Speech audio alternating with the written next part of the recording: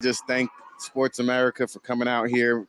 Memphis Absolutely, Spence, man. Jim Tyrer, you guys are unbelievable. How many years you been doing this now? And this is our seventh, I think. to present. Yeah, unbelievable. So we're the you guys longest do an amazing broadcaster job. of this game. We missed the COVID when we year. That was the started- only one we missed. We weren't here for COVID. There We were had a two- virtual event. That's right. Yep. We started off, Fox was the actual television broadcaster, and then there was We missed one at the contract second year. dispute, Yeah. on the second year. And then the third year, they brought in NFL Network, gave us back the radio rights. So that's so we've basically been the longest broadcaster. I was going to say, you should see Spence on the Pasadena streets. He's driving this city like he's lived here for 20 years. God. I mean, it's incredible. He knows exactly where he's going. You got to watch which alley you walk down now. That's right. That's right. Stay in my Loose on hotel those room. streets. Thank you very Yeah, much. yeah. At the 2-yard line, that's where the ball is placed, and the American team down one with 9:04 to go. They got to go 98 if they're going to score on this drive. Waiting for TV to come back as I look up and see Peyton Manning's smiling face on the screen. And now I think we're ready to go. Red Hat's gone, and the quarterback into the game for the American squad for this drive. It's going to be Scott. No, I don't think it is. I think it's actually Clifford again. We hadn't seen him since early in the game.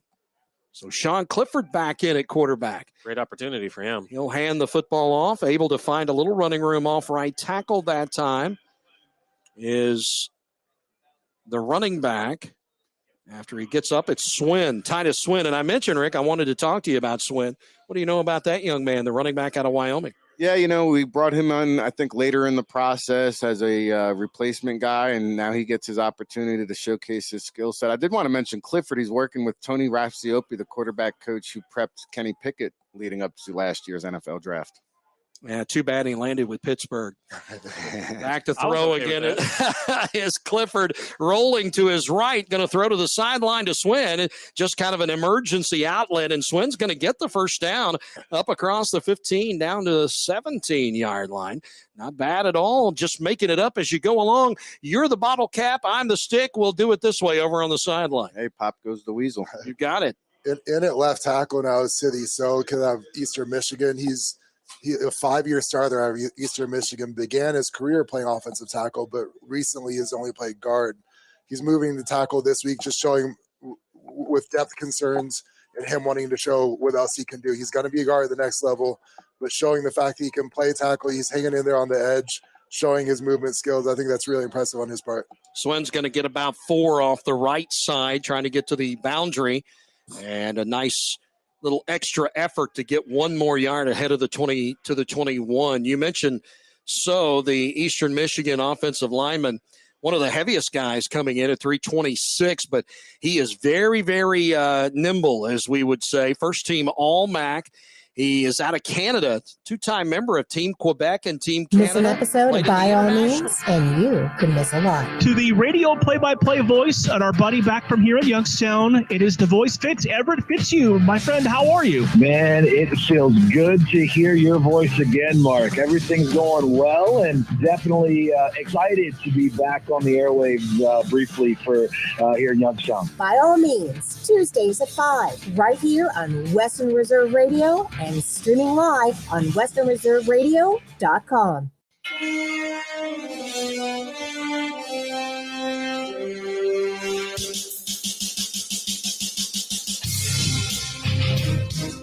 Welcome to this week's edition of the OHSAA Football Playoff Preview Show.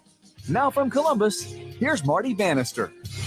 The high school football regular season is over. Conference championships have been decided, and now it's time for the second season, which is the Ohio High School Athletic Association State Playoffs. We welcome you to this week's edition of the OHSA Football Playoff Preview Show. I'm your host, Marty Bannister, and thanks for being with us for the next 30 minutes as we set the scene all across the state of Ohio for this week's playoff games. Back in August, 708 schools began the season, and now 448 of those schools will enter the 52nd annual OHSA football playoffs. In this week's show, we'll talk with the OHSA's football administrator, Bo Rugg, about the OHSA football playoffs, and we'll get reports from around the state to set the scene in your region. As a reminder that all playoff games during this season are on Friday nights, and all games will kick at 7 o'clock unless otherwise noted.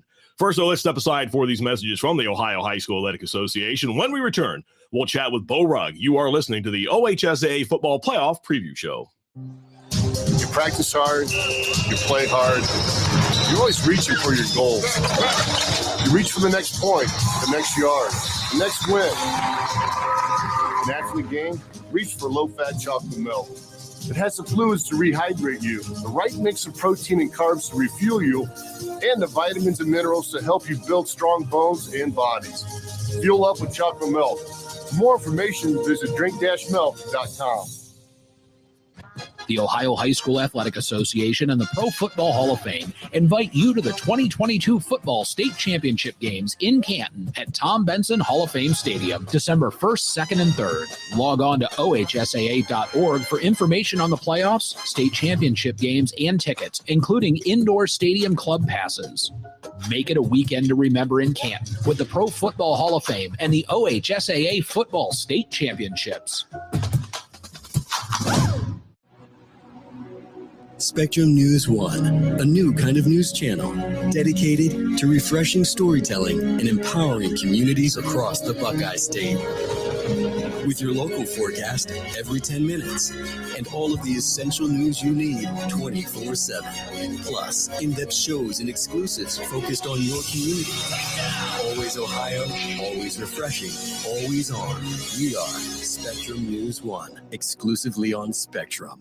Hey, football fans, now's the perfect time to rush to Canton to visit the Pro Football Hall of Fame. Located only a short drive away, the hall provides experiences you can't get anywhere else. Enjoy the Super Bowl theater, the Game for Life holographic experience, interactive displays, one-of-a-kind memorabilia, and lots more. The hall is open 7 days a week, so what are you waiting for? Get off the bench and get into the game. Tickets are available right now at profootballhof.com.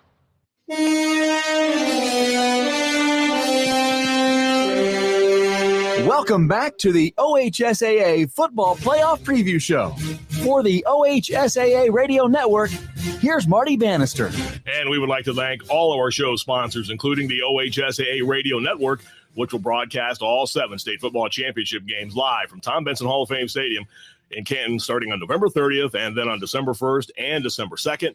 Tickets are on sale at ohsaa.org/tickets. We recently caught up with the OHSAA's football administrator, Bo Rugg, to talk about the 2023 high school football season in Ohio and as well to look at the playoffs. My conversation now with the OHSAA's Bo Rugg. Bo, let's talk. It's playoff time in Ohio, and that's an exciting time in the state of Ohio for high school football. It's really what everybody kind of gears their seasons toward, and you can kind of feel that coming down the stretch, can't you? You go out and watch games, you see different games, and you kind of get that feeling that we're into playoff time.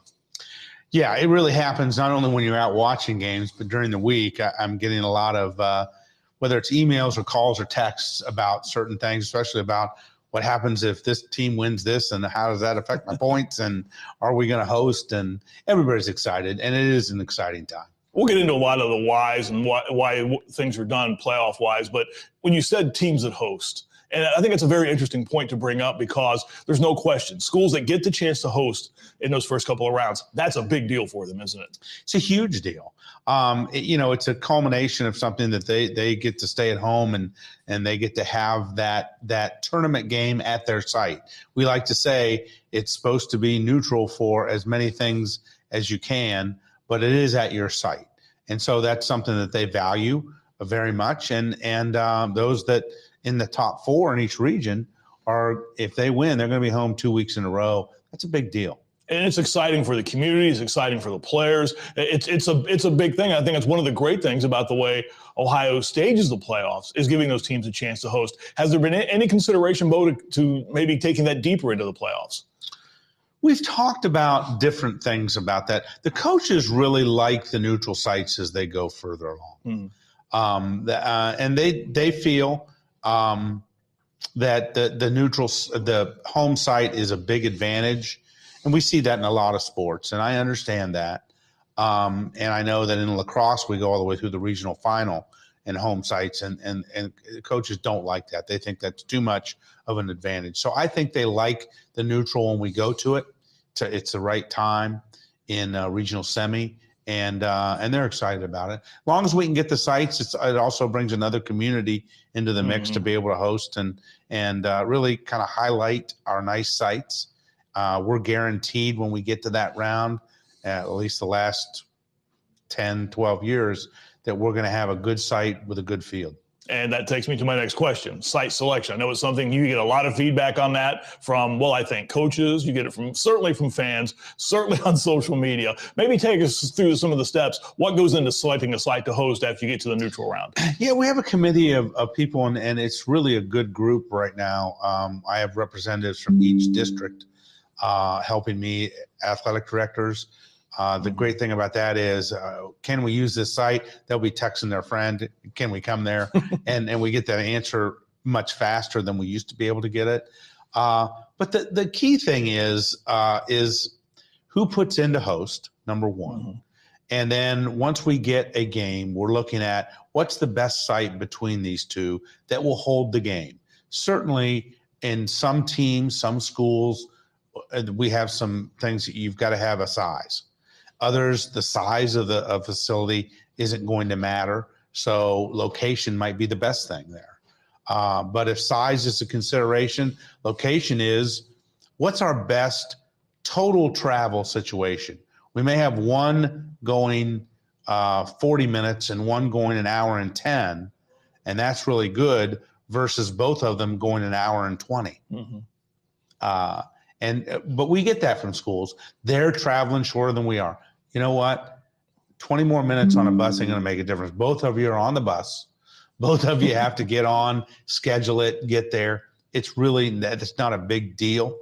And that's what it's about. So we want to get it to where both communities can get there easily and have a great game. How much does the field turf surface play into this? Because most games now, most schools have that. Well, maybe not most, but it's a large number of schools, I should say, have field turf surface. We haven't had a grass field neutral site game, I don't believe, since 2013. So if that tells you anything. And we've had some times when schools reached out to me and said, these two schools are in our league. We'd love to host this game. And I took it to the two schools. And they said, we appreciate that, but we want to be on, because it was a natural grass field. We're in good shape or this or that, but we want to be on the surface we know is going to be, because if it snows or rains on Thursday, right, it is what it is. And so we're very lucky that we do have a lot of fields that we can get them on a surface that we know they can play on. Another change this year, all games have moved to Friday nights. Let's go through the steps of that. Where did that come from, and what's the idea behind that move? Yeah, interestingly, I have a committee from the Coaches Association. It's called the Tournament Playoff Committee, and they brought it up to me. And we tried it in 2017, trying to kind of own Friday nights, so to speak. And I said, I'm happy to do it. It's actually better for us logistically. The only people it really puts at a disadvantage are two groups, or two people, I should say, two groups. One group, media, and the other person is me. I can't go to as many games.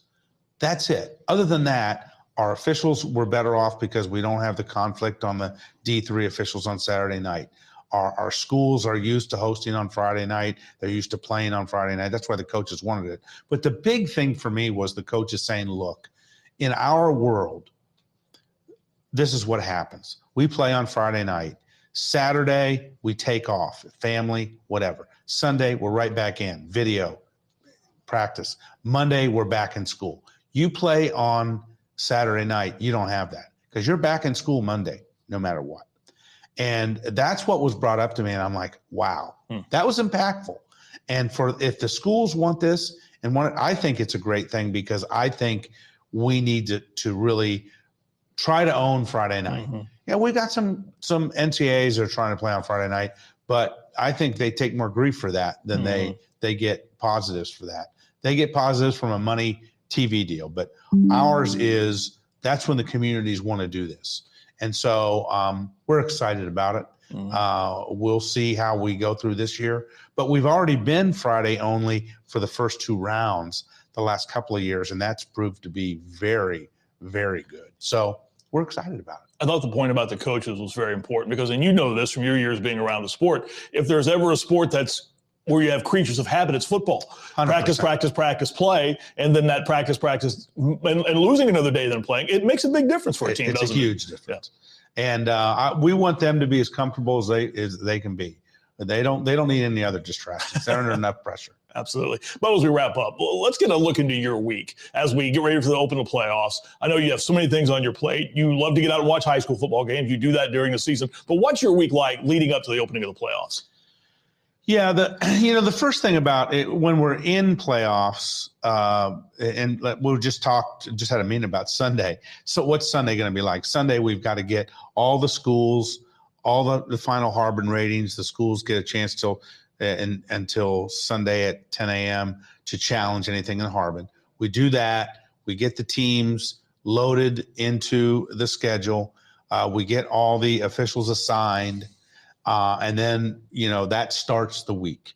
And then, so that starts the week, and then issues. I've got an issue because I can't work the game. And so a lot of officials things throughout the week to make sure we have all the crews set. Don't have a lot of stuff about teams. We do have a meeting on this Sunday with all the first round hosts, and that helps.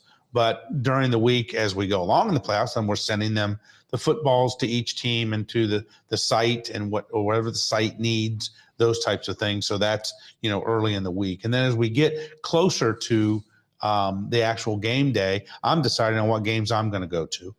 And we have, I'll get to 2 or 3 sites, and I'll decide that midweek. We have a group of observers that we have to get assigned to each site. And we have district coordinators for those observers to get them there. And then that's the first week. And then after the first week, it's looking at reports during that time and then sending and going through the same process as we go. So it's a process with school scheduling, official scheduling, and then scheduling how we're getting out to watch games is all part of it. It's an exciting time of year, isn't it? It's the best. It's the best. Absolutely. Bo Rugg, thanks for your time. Appreciate it as always. And once again, we'd like to thank Bo Rugg for his time. Now let's allow our local stations to share a few messages from their local sponsors. When we return, we'll hear from radio announcers around the state. You are listening to the OHSAA Football Playoff Preview Show. The year was 1907. The Chicago Cubs won the World Series, and the Ford Model R hit the assembly line. While here in Ohio, school administrators came together to form the Ohio High School Athletic Association. A lot has changed since 1907, but not the dedication of the OHSAA to education-based athletics in Ohio. School sports teach responsibility, sportsmanship, and life lessons that stay with students long after their playing days are over. Since 1907, the OHSAA seeks to prepare students not for the next level of sport, but for the next level of life. What do basketball, choir, drama club, and marching band all have in common? They're all high school activities that offer learning opportunities not necessarily found in the classroom. They take up just a fraction of a typical Ohio high school's budget, and they go a long way to giving young people the tools they need to thrive. High school activities, they're more than extracurricular. They're extra important, too. This message presented by the Ohio High School Athletic Association and the Ohio Interscholastic Athletic Administrators Association. I've got a math question for you. When you add tolerance, subtract prejudice, and multiply efforts to treat one another with respect, what do you get? Less division. And school sports have it down to a science. Looking for an example of what can happen when we realize there's more that unites us than divides us? Look no further than high school sports in Ohio. This message presented by the Ohio High School Athletic Association and the Ohio Interscholastic Athletic Administrators Association. How do you define strength? Is it physical? Or is it mental? Maybe it's both. Maybe it's whatever empowers a person to dig deeper, fight harder, and overcome obstacles that once seemed insurmountable. Discover how much stronger and more confident your children can be. Encourage them to participate in a sport when they go to high school. This message presented by the Ohio High School Athletic Association and the Ohio Interscholastic Athletic Administrators Association.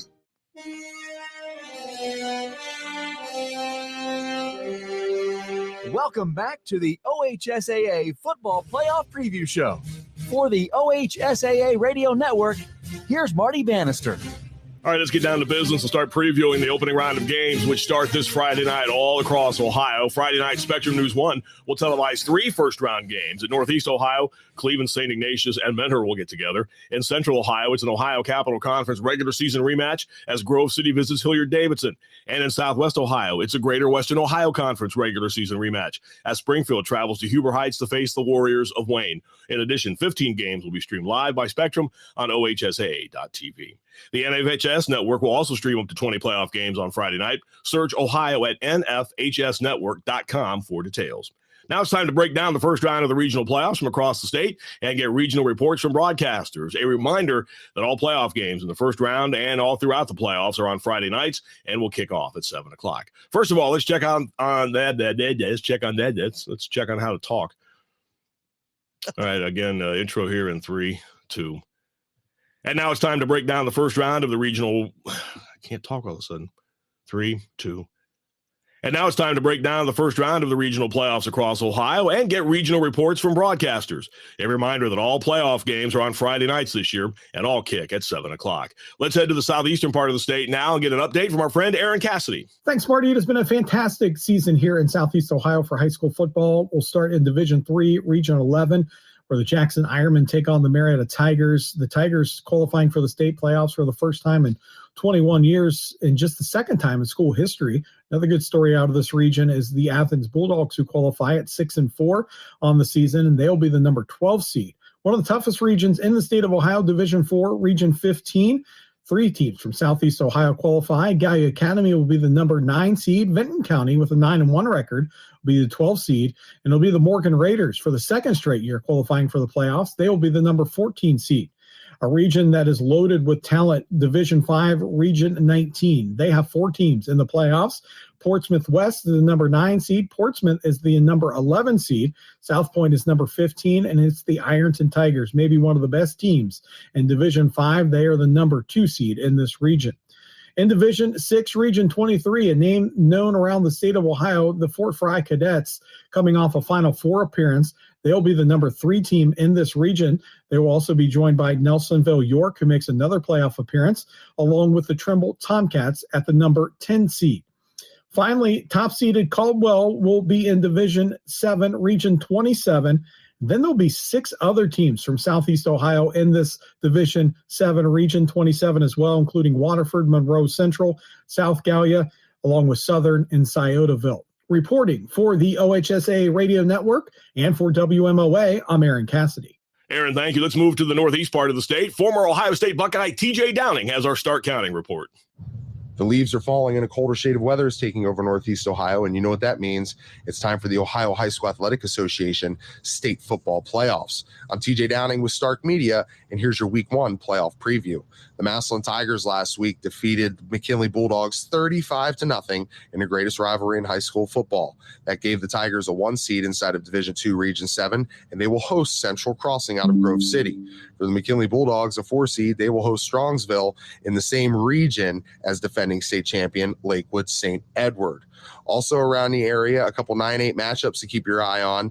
Canton Glen Oak will host Lorraine. 3-time state champion Central Catholic will host Cardinal, just celebrating 35 years of their first 88 state championship football team for the Crusaders.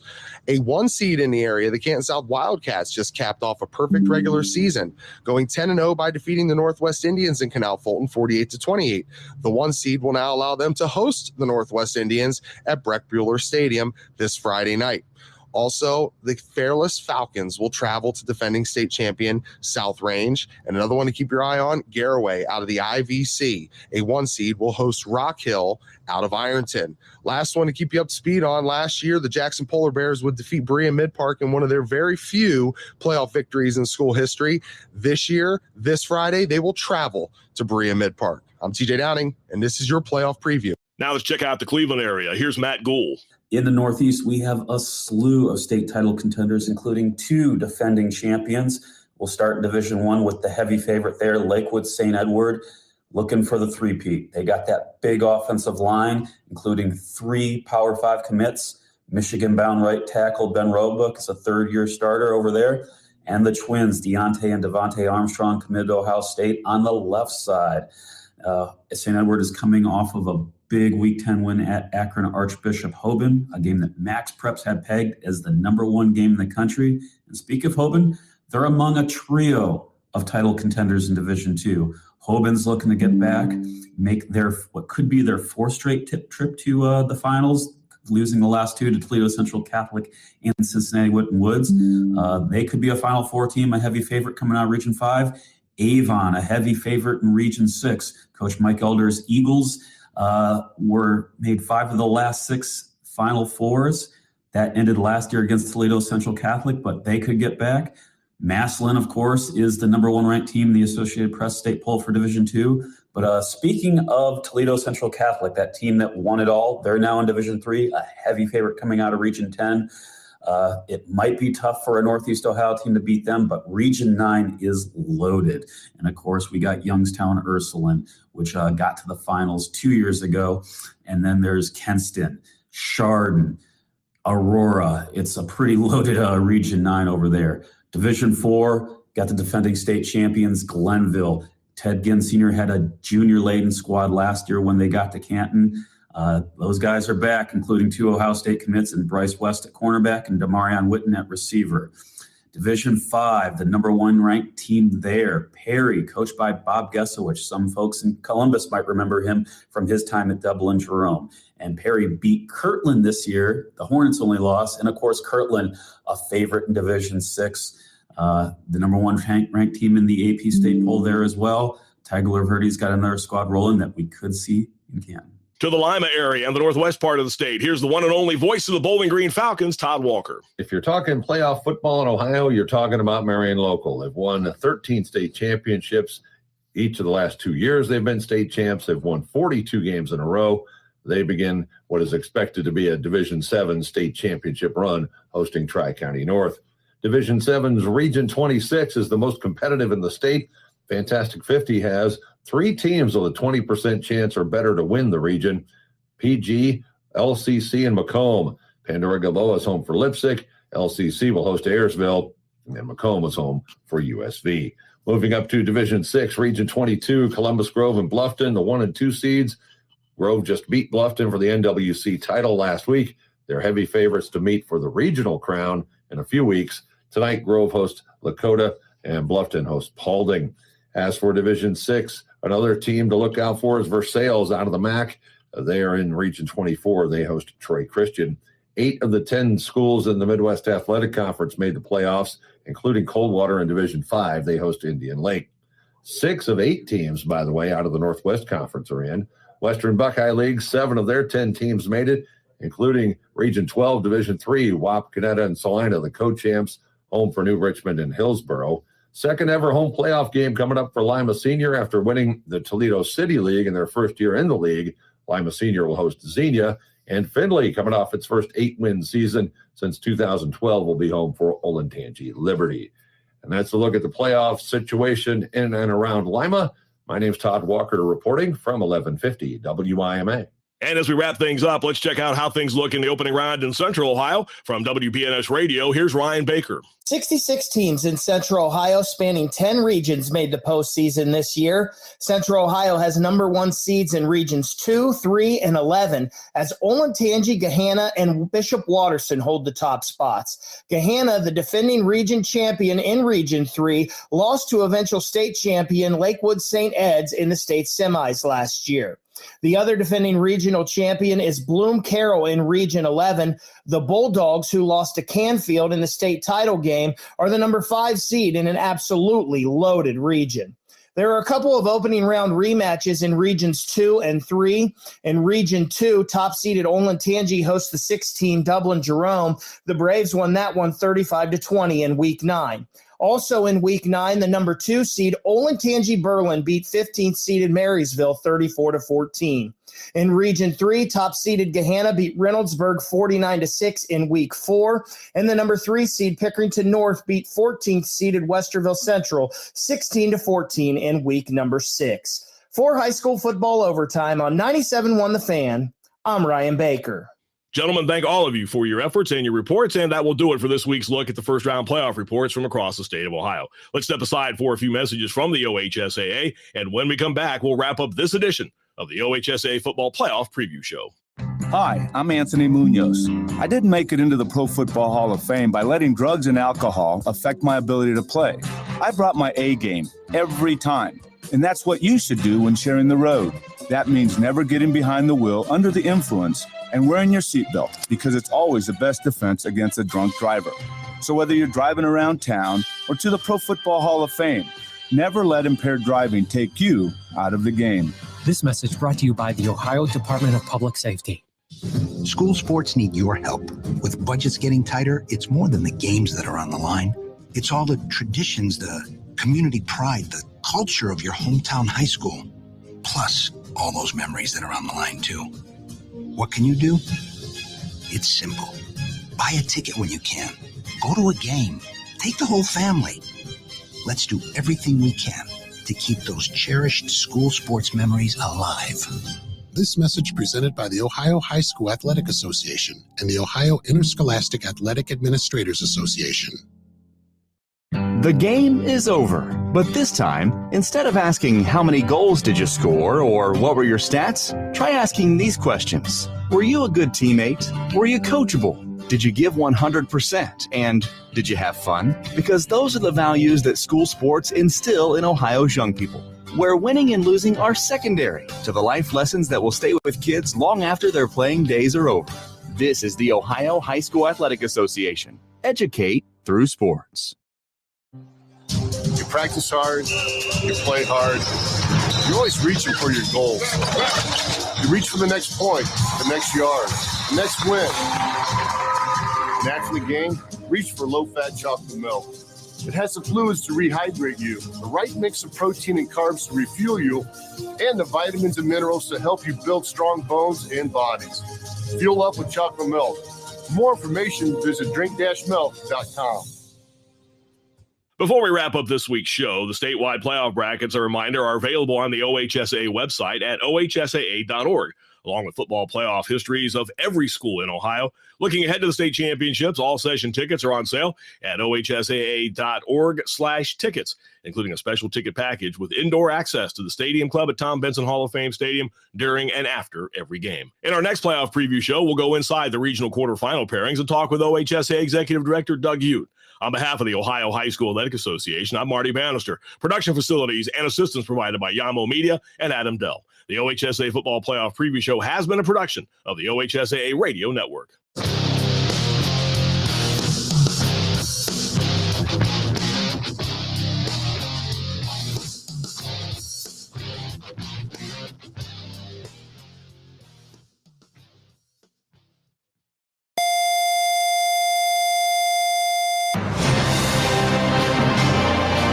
Please stand by for this special presentation of the iMedia One Network on the Live 365 Network and the Live 365 app.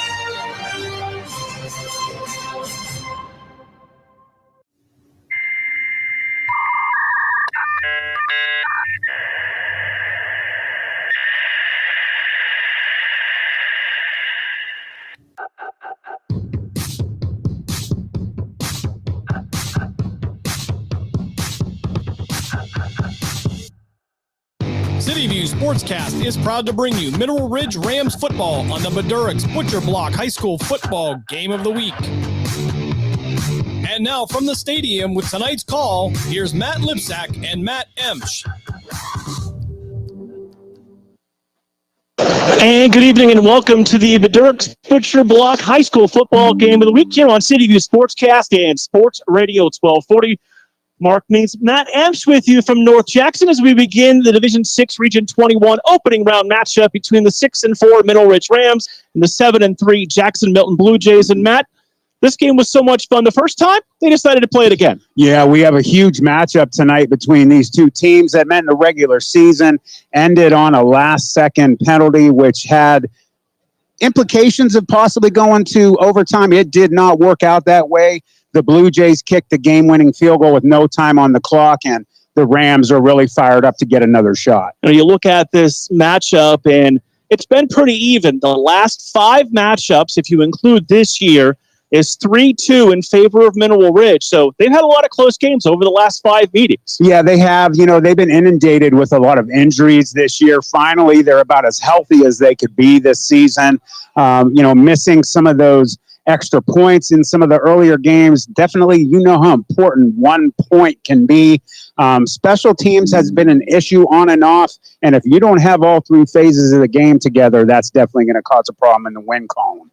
So when you look at this series and these 2 teams, they are among the 448 high school football teams that begin round 1 of the high school playoffs tonight. All games on Friday till the state championships, looking to go from 448 down to 14 that'll play for a state championship. Yeah, you know what? They really weed out who belongs there. And obviously you get some of those Cinderella teams that might not normally be in a state championship, and they play when it counts most. This is one and done. You don't have next week if you don't take it out. So everyone gives their best, and it really is incredible. Looking 448 with only 14 left is really insane. Going to take our first time out of the Dirks Butcher Block High School Football Game of the Week. When we come back, it's time for the Youngstown Orthopedic Associates Coach's Corner. That's coming up next here on City View Sportscast and Sports Radio 1240. With over 30 years of experience, Madurix Butcher Block in Mineral Ridge is a quality-driven company focused on great personal service. Our fresh meats are of the finest cut. We make a variety of burgers, sausages, and a full line of deli meats. Using our own smokehouse, we prepare different types of jerky, snack sticks, kibasi, bacon, hot dogs, and bone-in hams. When your tummy needs some relief, call 652-BEEF. That's 330-652-2333. Jesse's Dairy Cove is a hometown favorite, located at 3743 State Route 46, across from the gazebo in Mineral Ridge. Enjoy all of your favorite ice cream. We have over 32 hard scoop and over 40 soft serve favorites. We also have a large food menu, including homemade chili sauce, sloppy joes, pulled pork, fresh cut French fries, and mac and cheese. This fall, we'll start our homemade cookie and party trays. Visit our website at justicedairycove.com to see our menu. At Justice Dairy Cove, we appreciate your business. Shining Stars Dance and Baton in Niles, Ohio is home to state, regional, national, and international world champions. They offer a wide variety of classes for ages 2.5 and up for boys and girls. Celebrating over 31 years in business, the excellent staff of instructors will help take your baton twirling skills to the next level. Shining Stars would like to wish all the cheerleaders, dance line, band, feature twirler Amira, and players a successful season. Go Rams! If you love history, head over to YouTube and check out Blogging Through History. Hosted by Mineral Ridge High School graduate Chris Mowery, Blogging Through History visits historic sites to explore not only the well-known figures and events of the past, but also compelling stories that maybe you've never heard before. Chris would also like to wish his niece Amira Emsch and the Mineral Ridge Rams the best of luck for a successful 2023 season.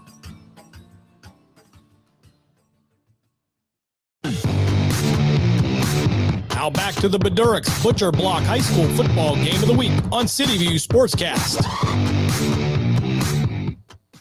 Pregame show continues here on City View Sportscast and Sports Radio 1240. Now time for the Youngstown Orthopedic Associates Coach's Corner. Up first, Matt Emsch's interview with Mineral Ridge head coach Brian Shaner. Again, we have Rams head coach of the Mineral Ridge Rams, of course, Brian Shaner. Coach, how you doing? Good. How are you? Oh, we're doing great. So excited to have you on. Always a pleasure to have you on. But, man, this week is very special. We got the OHSAA playoffs, and not only the first round of the playoffs, you guys have a little rematch this week. Oh, yeah. Looking forward to this one. We didn't even exit the field from week 4, and I think every coach probably said the same thing. Hope we get them again in the playoffs. It was a great football game, great matchup, and great league opener. And, we won another shot at them. And, we got lucky enough with our points in that to end up going to Jackson and, looking forward to another great game.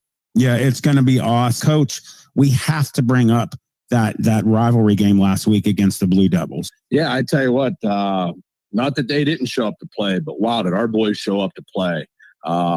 Great week of preparation. We just keep getting more and more healthy as these weeks gone by. it's probably the most healthy we've been since week one, and it really showed. All of our guys were out there, played an inspired game. They had to get that one. They didn't want to limp into the playoffs at 5-5. They needed that shot in the arm, and again to win one going into the playoffs. But what an atmosphere! What a night before the game with the parade and everything and bonfire.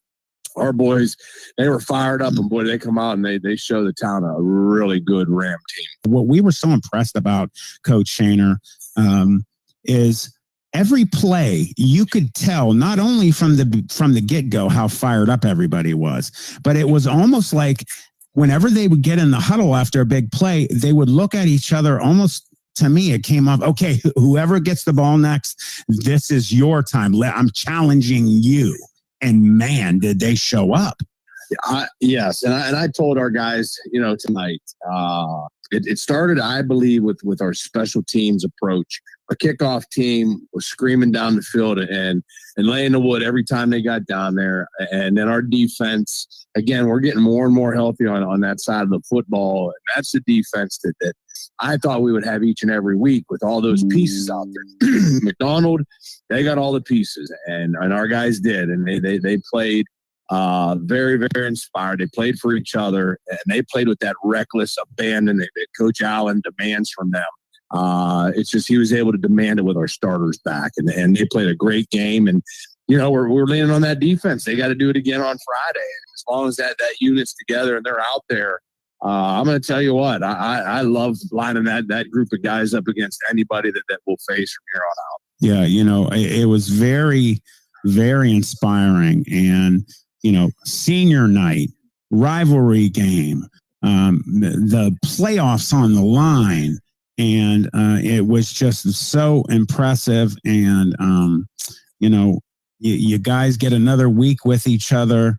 Now that we're in the playoffs, is there a different kind of mindset at practice, or is it just business as usual? I'm going to tell you, it's business as usual. We understand that it's lose and go home, and we understand win and go forward. We have a special group of guys. We actually have a special program. Our guys play for each other. They play for the community. They understand what's expected of them. They let us coach them a certain way.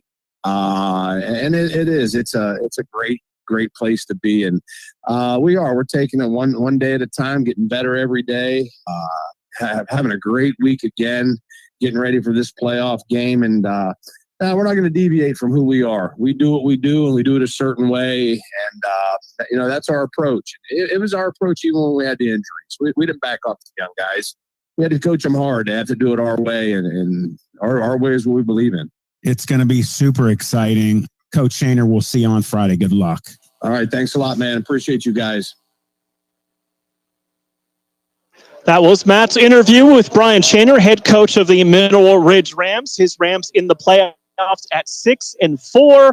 And you look inside the numbers, this Rams offense averaging about 32 points per game while giving up about 18 points per game. So when they win comfortably. But if you're in that 30-point range as a high school team, that's pretty good offense. Yeah. It is. And, the thing about Mineral Ridge is when they've got their full contingent and everybody is playing well, Ian Erb and the rest of the crew just absolutely tear them up, like Balestrino and everybody else. The line is on. But, you play some of those better teams, you definitely got to play as well in all three phases on defense and hold that score down because, they got to hold them back. And that's been some of the problems this year in their losses. They will face the Jackson-Milton Blue Jays, who won the regular season matchup 23-20. Head coach Nate Brody has his Blue Jays in the playoffs for the second straight year. They come off a 22-7 loss to Western Reserve right here last week. And let's stay inside the Youngstown Orthopedic Associates Coaches Corner and hear my interview with Coach Nate Brody.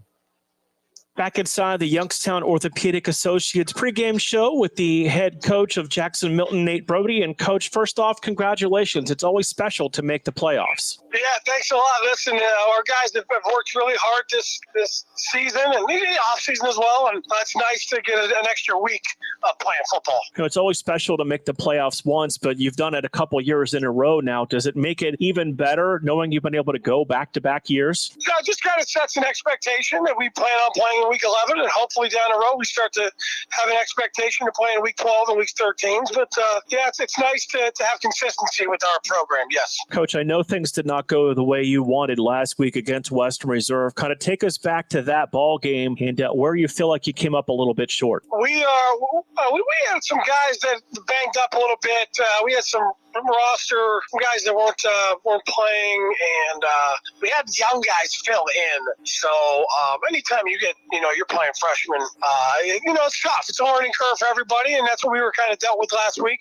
And I know Reserve battled their own injuries, so we were both kind of dealt a shorthand last week, and we didn't execute good enough, and we didn't block and tackle better than Western Reserve, and we didn't deserve to win that game based on that. Coach, before we talk about the matchup against Mineral Ridge tonight, let's go back to the first game. Is it an advantage or a disadvantage having already played a playoff opponent during the regular season to match up with them in round one? I enjoy it because as a coach, there's familiarity with the coaches, and it's intriguing to see what type of new flavors they're going to, the coordinators are going to kind of throw into the mix this game. Also playing in the conference and playing in the playoffs, we get a lot of film on our opponent.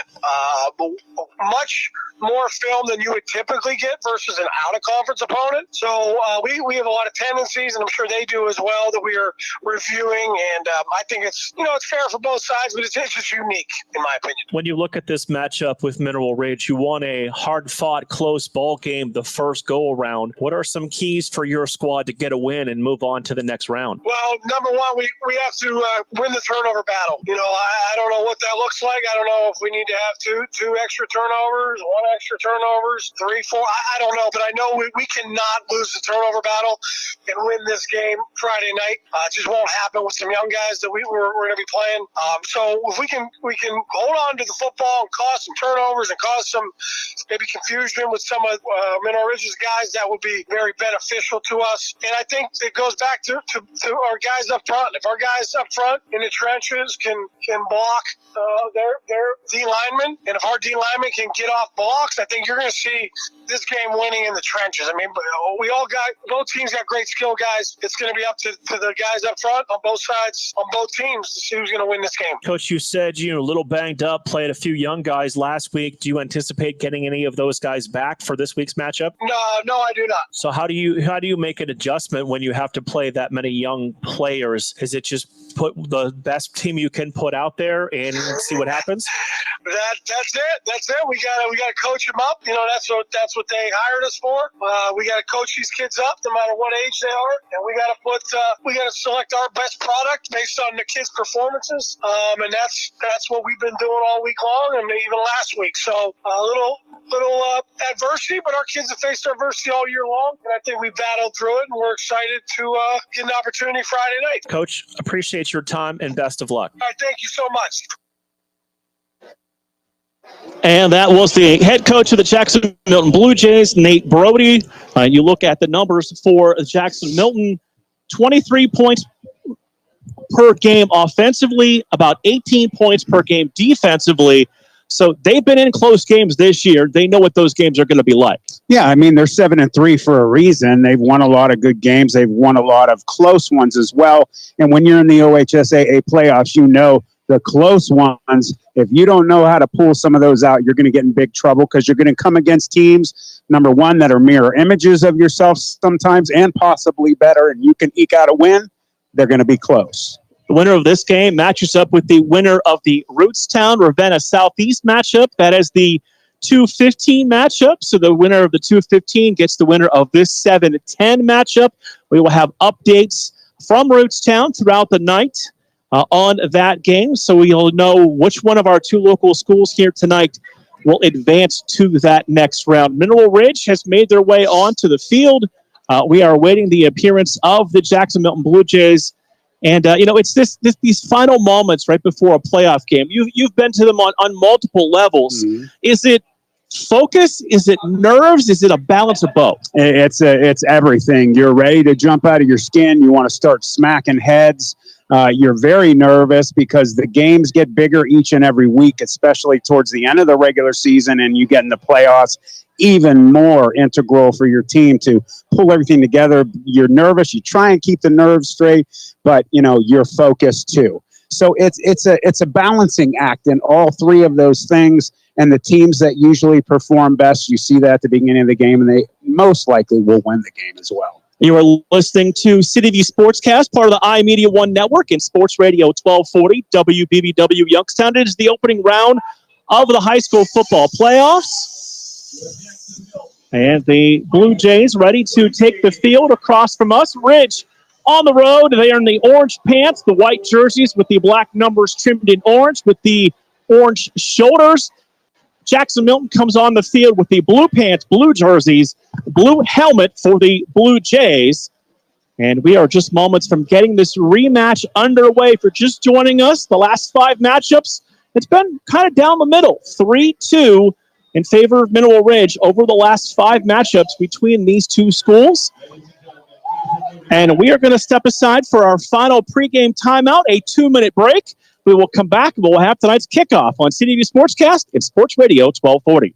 If you are seeking a skilled photographer in Northeast Ohio with experience in capturing documentary-style photographs for various occasions such as family events, weddings, graduations, sporting events, and other special occasions, look no further than Colleen Moore Photography. Accessible via ColleenMoorePhotography.com, or she can be reached at 330-314-7547. Colleen sends her best wishes to the Mineral Ridge Rams for a fantastic season. Go Rams! SNK, painting your house today. SNK, painting your house SNK Painting provides exceptional painting and refinishing services to the Mahoning Valley and surrounding communities by being an industry leader in our field, focusing on customer service and delivering extraordinary results. We offer interior and exterior painting, and we specialize in cabinet refinishing with affordable cabinet solution. Call SNK Painting for your free estimate at 330-505-1910. SNK, painting your house today. Experience nature's bounty with Creations Backyard. Elevate your health with the most nutrient-dense foods on earth. From farm to table, sustainably cultivated with care. Grown locally in Niles, Ohio with no chemicals or synthetics ever. Unlock your culinary creativity with Creation Backyard Microgreens. Convenient local delivery and pickup options available.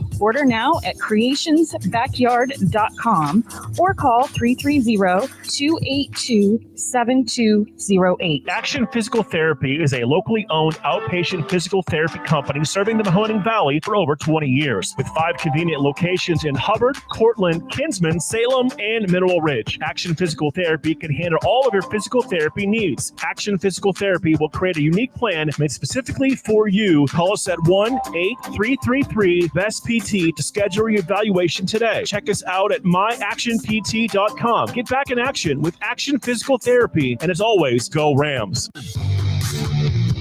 From high school to the pros and everything in between, you're listening to City View Sportscast, part of the iMedia One Network.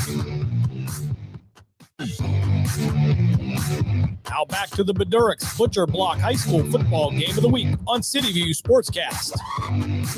Has elected to defer and put his defense out on the field first. Yeah, it's my belief as an ex-player, as an ex-coach, and doing radio. I mean, and the majority of us usually believe if you have the squad that can handle it, you have a good defense, get the ball at the beginning of the second half. They do have that. And the way that they played last week against the McDonald Blue Devils, definitely the right choice. Ready to kick this off on the Youngstown Orthopedic Associates kickoff. Landon Powell handles the kickoff for the Rams. The Blue Jays will send 2 returners back deep inside their 10-yard line, and we are ready to begin round 1 and a trip to Tom Benson Hall of Fame Stadium in Canton for the state championships. Powell gets his foot into this kick, end over end. Going to be a short kick fielded on the run across the 20. Flip back to the other returner who's across the 25 and down near the 27-yard line. And on that opening return, that's Keegan White, the junior, who will play all over the field for the Blue Jays. Corey Squirrick and Michael Lockhart on the tackles for the Mineral Ridge Rams.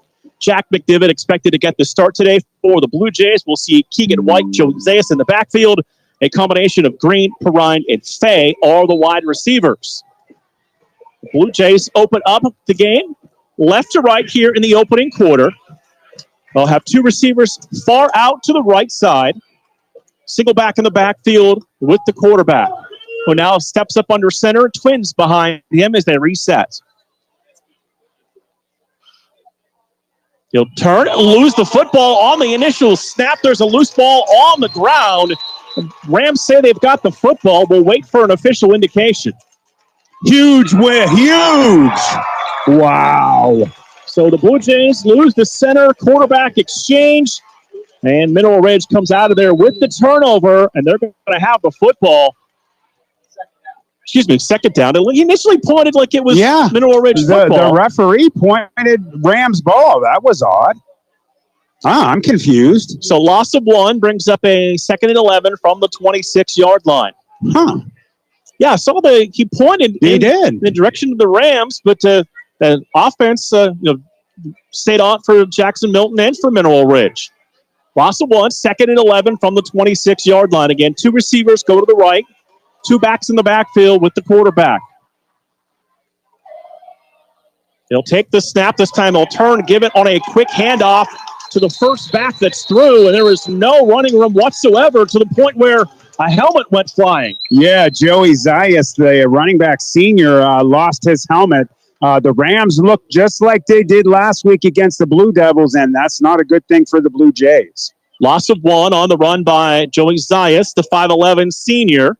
224 yards rushing, 3 touchdowns, 3 receptions and 2 touchdowns on the season for him as well. 3rd and 12 from the 25-yard line, just underway. 10:29, clock rolling in the opening quarter. Again, Blue Jays send 2 receivers out to the right. They'll split 2 backs in the backfield behind the quarterback. 3rd down and 12 from the 25-yard line. They'll run it again, this time across the 30, out to the 33, to the 34-yard line. It looked like Keegan White on the carry for the Blue Jays, but it's going to set up a 4th down. Yeah, just a host of Rams on the tackle there.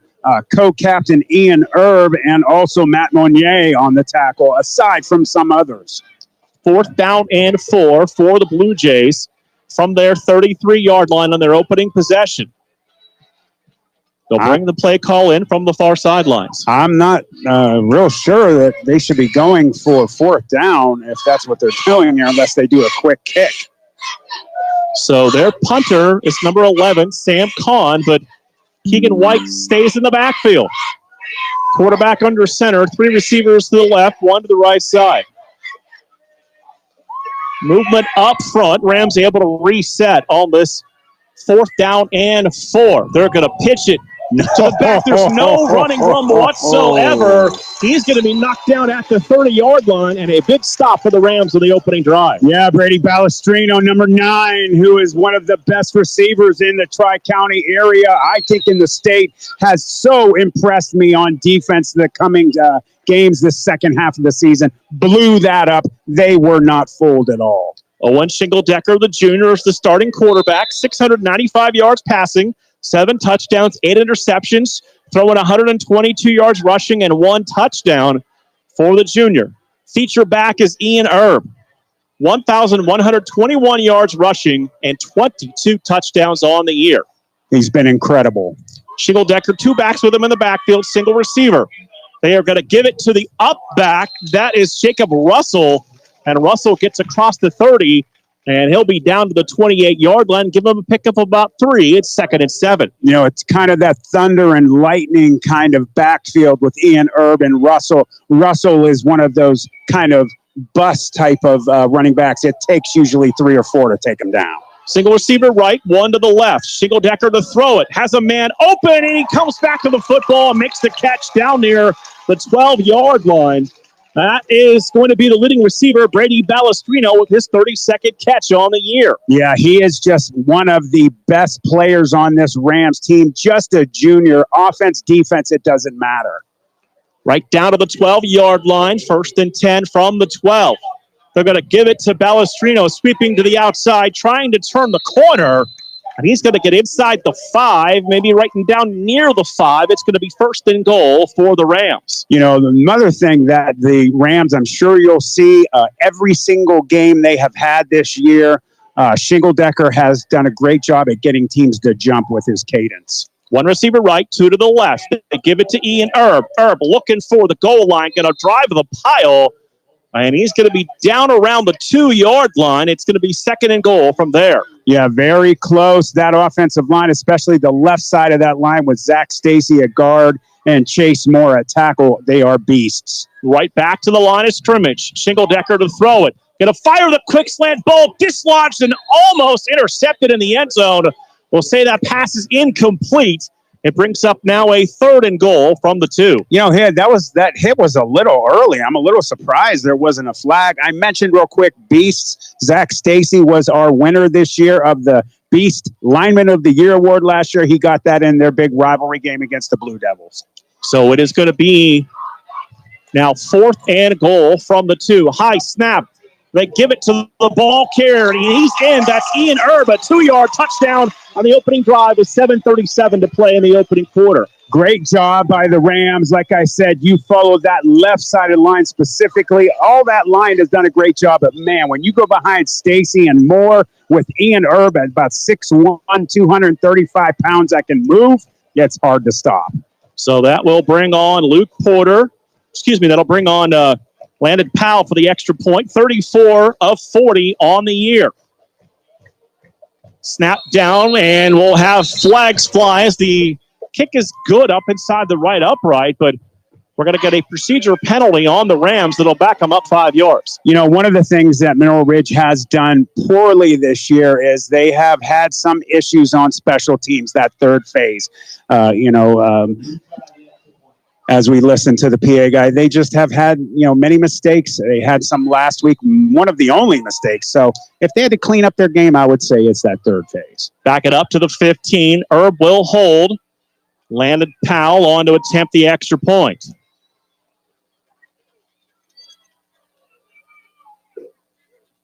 Blue Jays showing some pressure. High snap this time. Powell gets the kick away, and it is up, and it is good. 7:37 to play, opening quarter. It is Mineral Ridge 7, Jackson-Milton 0. We're back in 30 seconds on City View Sportscast and Sports Radio 1240.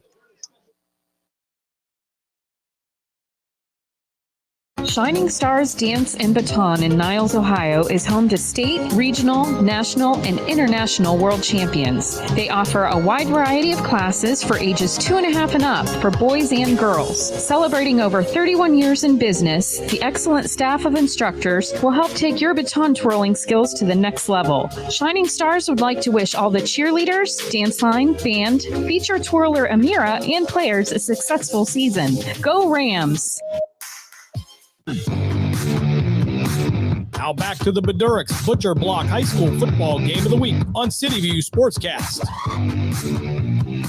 So the Rams take advantage of a short field after stopping the Blue Jays on 4th down. Ian Erb's 23rd rushing touchdown of the year gives them an early 7-0 lead. And, you look at the interview you had with Jackson-Milton's head coach, and he spoke of some of those injuries. You definitely got to think that's coming into play.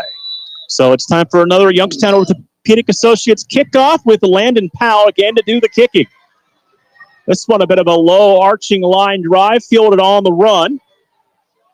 Bring it back across the 25, looking for the 30, diving across the 30 and down near the 32-yard line, and a little bit better field position this time for the Blue Jays. And on the tackle for the Rams, that time you had Owen Silak, number 17, helping. Also was number 34, Jackson Nance. Jersey's Dairy Cove scoreboard from Bull Ryan Stadium in Niles. Edgewood takes an early 7-0 lead over the Niles Red Dragons. 1st and 10 for the Blue Jays. They'll play from their 32-yard line. Stack two receivers to the right. Put two wings into the backfield. You snap it directly to the running back, who's going to keep it in the single wing and get across the 40 and out to the 42-yard line. That's Keegan White on the carry. And a nice opening play for the Blue Jays. He hit off that right side of the line. They did a good job that time, opening up, giving him some room to run. We also have another Jesse's Dairy Cove quick score. Springfield local up 7-0 on Monroeville. That's a first down run, making it 1st and 10 to the 43-yard line for the Blue Jays. Again, they'll bring two receivers to the right side. They're going to set up a single wing situation again with Keegan White at the tailback spot. And now we've got a whistle on a stoppage play. And if Fish in front of us saw something he didn't like equipment-wise. Yeah, it's equipment. With Vincent Fay, number 34, and they'll send him off. And Ashton Green, the senior, will check in. So now you've got a whistle from our referee. They're going to stop play again.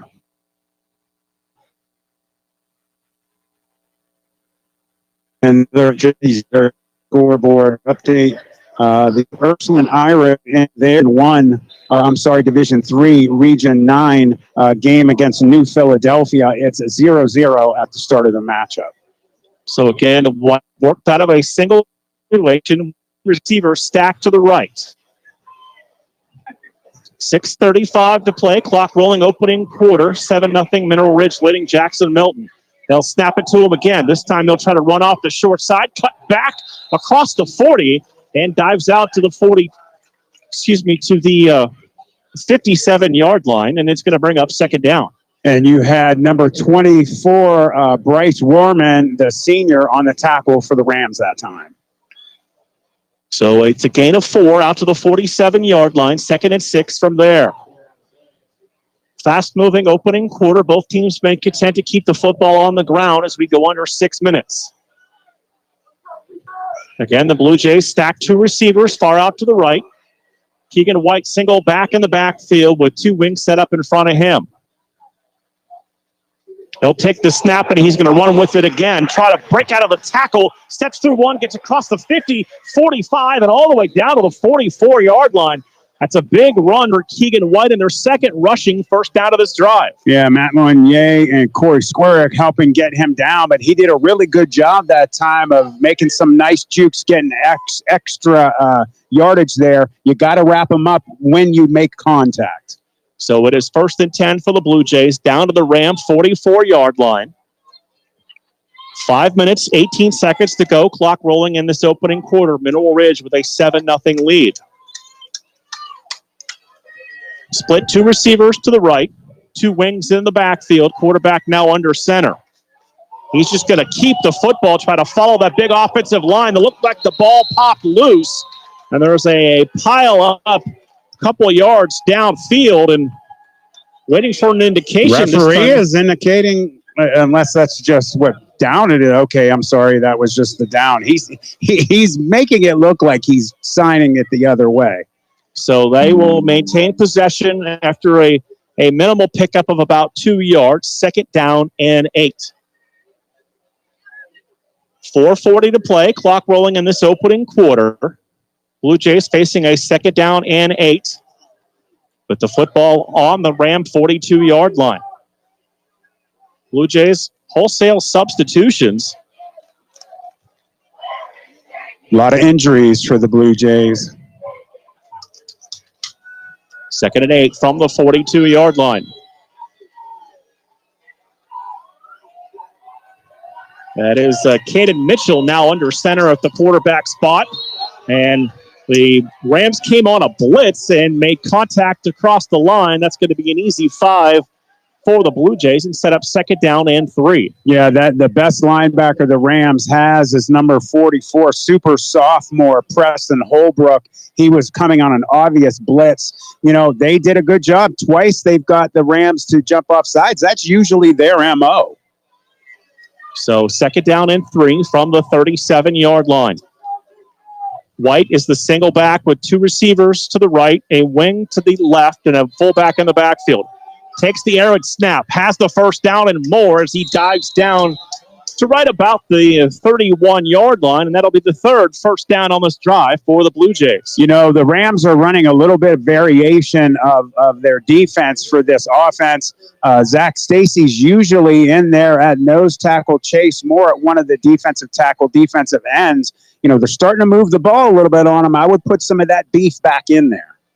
So first down and 10 from the 32-yard line. Blue Jays break the huddle. They'll come to the line of scrimmage. So it's Keegan and White at the quarterback spot, almost a old-school single wing with two receivers to the right and two wings to the left. And before we can get the play off, this looks like this is going to be a legal procedure penalty on the Blue Jays. Somebody got a head start. Back them up. It's first and 15. Good job right there. That's what you want to do.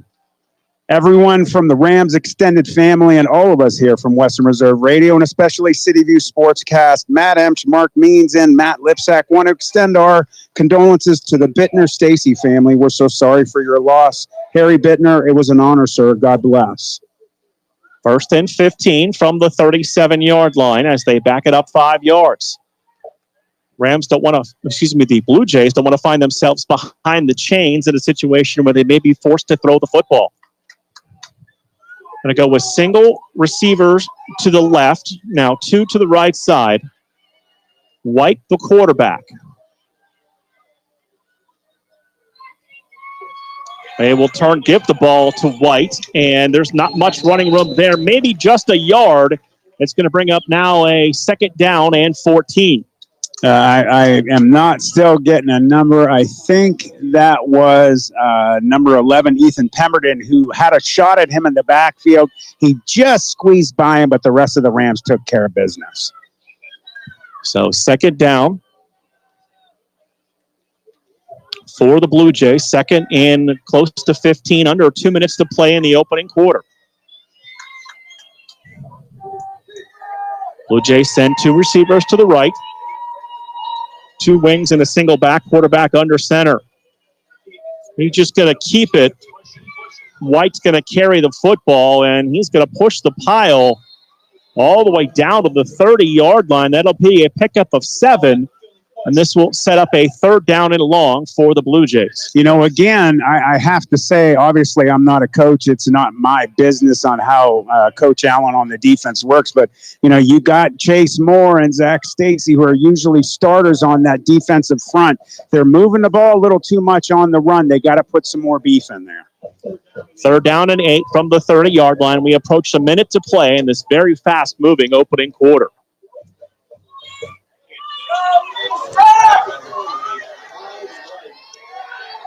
So Mitchell, the quarterback now, and 3 receivers to the left and 1 to the right side. Mitchell's just going to follow his center right up the middle, and they'll continue to push the pile for some extra yards down to about the 27-yard line. This is going to bring up a fourth down and just about 5 yards to go. Yeah, it's pretty easy for the head coach of Jackson-Milton and their offense coordinator to see that. And there goes Zach Stacy. They're obviously saying that's what they're attacking. They're attacking that nose tackle area. They're taking out number 24, Bryce Rohrman, and that's what they need to do. So for the second time in this opening quarter, the Blue Jays look like they will play on fourth down. But the quarter clock is rolling down now under 15 seconds as they break the huddle. They'll come to the line with now 8 seconds to play. And we get a whistle with 3 seconds to go, and that is going to be a delay of game on the Blue Jays. Ooh. So 4th and 5 now becomes 4th. Oh, they're going to say did they get the timeout prior to the penalty? So they're going to give Jackson-Milton the timeout prior to the penalty, and we'll stay at 4th down and 5. Preston, a.k.a. Buzzman, wow, from Little Ram to Big Ram, without a doubt. Your hard work, talent, and love of your brother Ram shows. So proud to be a part of your journey. Love you, Buzz. We are Rams. Love Mimi. Jesse's Dairy Cove scoreboard update. Niles and now Ashtabula Edgewood are now tied up at 7 apiece as the Red Dragons find the end zone in the latter seconds of the first quarter to tie that game up at 7.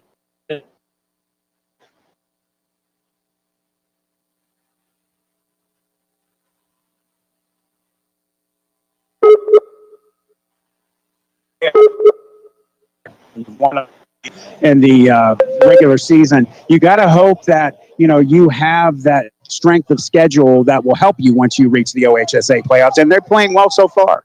So they will put a couple seconds back on the board. So 5 seconds to go in this opening quarter. And again, there's 5 seconds left in the S&K Painting first quarter. And the Jesse's Dairy Cove scoreboard says 7-0 in favor of the Mineral Ridge Rams. Final play of this opening quarter. 2 receivers right, 2 wings to the left side.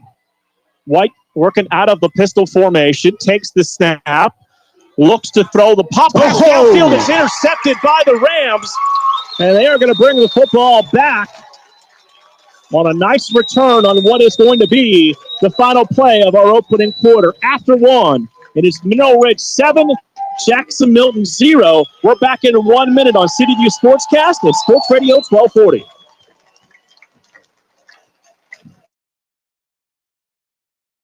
Shining Stars Dance and Baton in Niles, Ohio is home to state, regional, national, and international world champions. They offer a wide variety of classes for ages 2.5 and up for boys and girls. Celebrating over 31 years in business, the excellent staff of instructors will help take your baton twirling skills to the next level. Shining Stars would like to wish all the cheerleaders, dance line, band, feature twirler Amira, and players a successful season. Go Rams!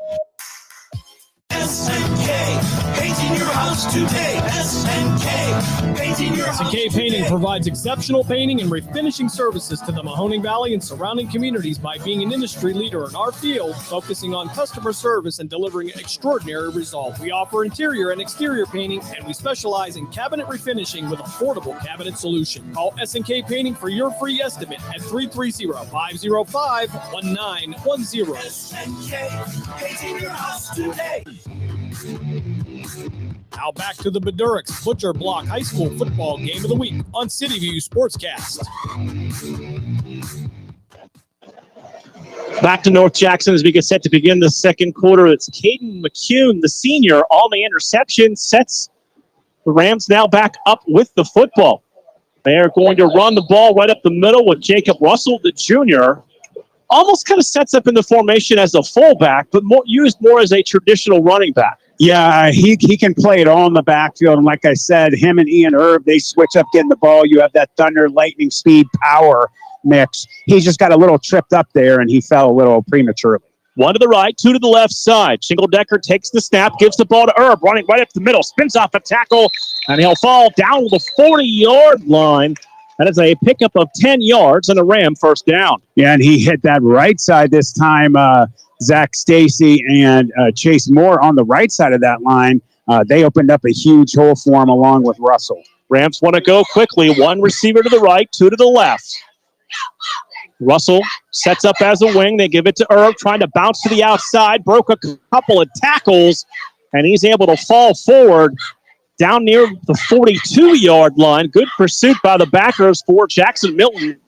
Holds him to a short gain. Yeah, he did a good job because they were in the backfield early. The left side of that line, you have Derek Rakic, the freshman, and you also have, Kamani Johnson-Winford, the sophomore. So they've got a ton of young players starting this year for the Rams. Gain of 2, 2nd and 8 to the 42-yard line. Receiver goes in motion. They'll give it to him on the sweep to the outside across the 40, 45, 50, 45, down to the 44-yard line is Brady Balestrino. It's a first down on the jet sweep for the Rams. Yeah, he is just so hard to stop once he gets that speed up. He needs to be a little careful. This is high school. They'll throw a flag on you for too much celebration. So a first down. They spot the football at the 44-yard line. Once again, running with Jacob Russell right up the middle, and he'll dive down near the 40-yard line, just shy of the 40. Give him a pickup of 3. And he did a good job holding on the ball because number 8, senior Caden Mitchell really went for that ball to try and yank it out. That's definitely not one of the Rams you want to try. He is super strong. 2nd and 6 from the 40-yard line. Now they are going to pull another player off the field. Has to be another equipment issue. That's Brady Ballestrino that will check out. I don't know what it was about. He wasn't too happy coming off either. Ethan Pemberton, the senior, checks in. 2 receivers right, 1 to the left side. 2 backs in the backfield with Shingledecker, who's going to keep the football. And he's initially swarmed under, and he's going to be dropped back near the line of scrimmage. Might have lost a little bit, but it's going to bring up 3rd down. Yeah, you know, when he gets a shot at getting the ball moving, he's pretty quick. And, you know, I also wanted to mention not only on the left side of that line, Derek Rakic, also we have, Phoenix Walker is in there right now at tackle. All kinds of movement up front. The Blue Jays came across. That'll be a quick 5 and set up a 3rd and short, 3rd and 2. You heard me talking about it all the beginning of the game. Every single game they've played in this year, they get people to jump. There you go. So 3rd and short to the 36-yard line. 9:08 to play in the first half on the Jesse's Dairy Cove scoreboard. 7-0 Mineral Ridge leading the Jackson-Milton Blue Jays.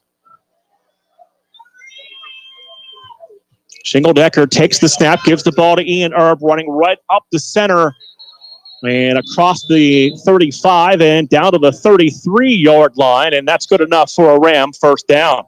Barb Ballestrino would like to wish the Mineral Ridge Rams coaching staff, team, and especially her grandson, number 9, Brady Ballestrino, a successful and healthy remainder of the season. Go Rams! 1st and 10 from the 33-yard line for the Rams. Ballestrino goes in motion. They're going to give it to him on the sweep, running to the wide side of the field. And Ballestrino down to the 30-yard line. It's a pickup of just 3, and it's 2nd down and 7. Every little bit counts. You know, I always talk about all that matters most is that 10-yard football game. Get those fresh set of downs, and you're moving the ball. You don't always have to go for the gusto every play. 2nd and 7 from the 30-yard line, approaching 8 minutes to play in this opening half. 2 receivers to the right, split backs in the backfield. Ballestrino goes in motion, fake the jet sweep, give it to Erb, running up the middle, across the 25-20, on his feet to the 15, to the 10, and he's going to be pushed out of bounds near the 7-yard line. It's 1st and goal for the Rams.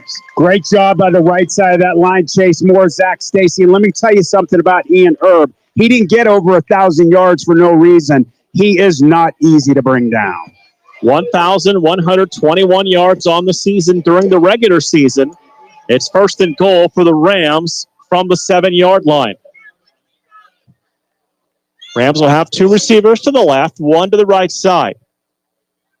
2 backs in the backfield. That's Erb and Russell with Owen Shingledecker, the junior signal caller. He'll take the snap, give the ball to Erb.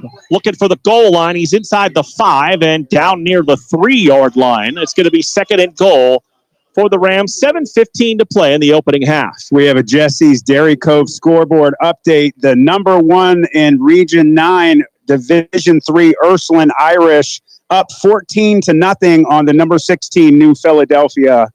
What is that? They're the Quakers, right? Yeah, the Quakers. 2nd and goal from the 4-yard line. They give it this time to Russell, and Russell looking for the goal line, and Jacob Russell is in from 4 yards out for the Ram touchdown. He is a load. I talk about it all game. He has been a very hard person to bring down. You definitely don't want to take him up high, and you definitely are going to want some help. Russell, that's his 4th rushing touchdown of the season.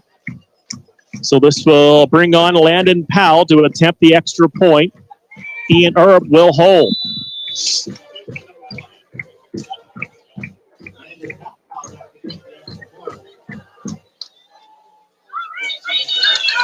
Blue Jays showing some pressure up front. Snap, good. Extra point on the way, and it is also good. 6:51 to play in the first half. It is Mineral Ridge 14, Jackson-Milton 0 on City View Sportscast and Sports Radio 1240. We're back in 30 seconds. SNK, painting your house house today. SNK, painting your house SNK Painting provides exceptional painting and refinishing services to the Mahoning Valley and surrounding communities by being an industry leader in our field, focusing on customer service and delivering extraordinary results. We offer interior and exterior painting, and we specialize in cabinet refinishing with affordable cabinet solution. Call SNK Painting for your free estimate at 330-505-1910. SNK, painting your house today.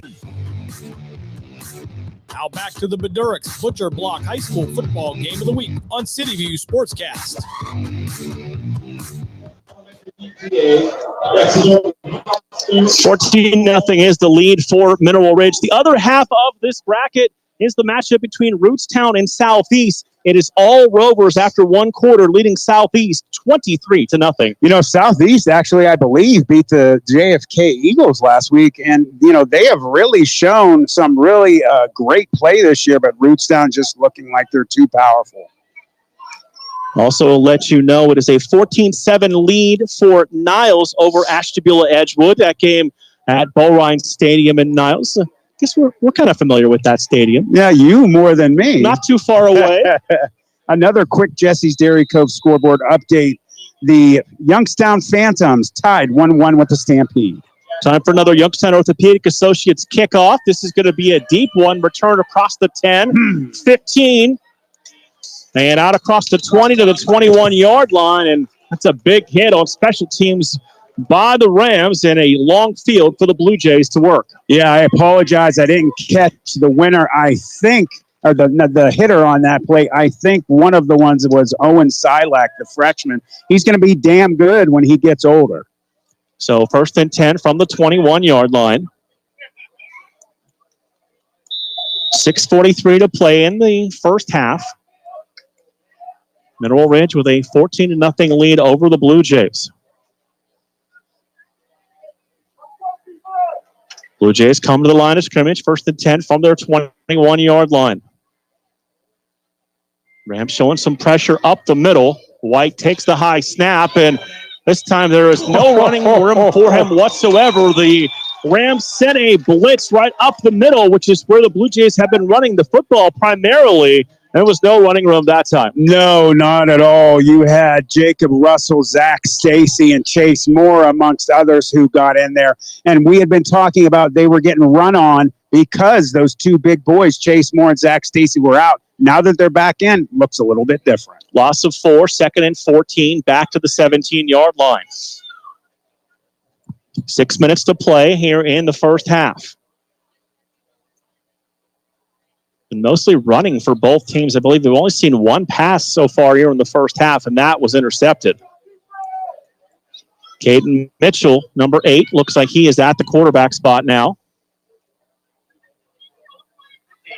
He will take the snap, look to throw. Now he's going to run with the football, looking for a block to try to get to the outside, and then it was cut off completely. No room for him to turn upfield. He is knocked out of bounds, and it brings up a 3rd down and long for the Blue Jays. Brady Balestrino stringing that out. He did get some better yards, and he definitely would have. It looked like he was about to get sacked in the backfield, so any yards is better than less. But Brady definitely great job at stringing it out, pushing him out of bounds. So 3rd down and 9 for the Blue Jays. Clock stopped, 5:37 to go in the first half. And the Jesse's Dairy Cove scoreboard says 14-0 Rams on top of the Blue Jays. Amy Russell and her family want to wish the Mineral Ridge Cross Country team good luck. Hopefully Saturday, November 4th, they'll be at state championship at Fortress Obetz. Go Rams. So 3rd down long coming up from the 22-yard line. Trips to the left with McDevitt now at the quarterback spot. And they'll blow this play down as there was some movement up front. A legal procedure penalty on the Blue Jays will make this now a 3rd and 13. You know, when they have their normal contingent of defensive players in there, I don't see Chase and Zach at the moment. But, you know, when you start picking up on those offensive plays and you start getting that cadence and you're starting to make tackles for losses, it makes some of those young guys who aren't used to playing quite nervous. And it's difficult. We've seen how much the Blue Jays have substituted here in the first half. They've changed quarterbacks from play to play. Yeah, they have. And, that takes time, too. You had that delay of game that last series. 3rd and 13 from the 17-yard line.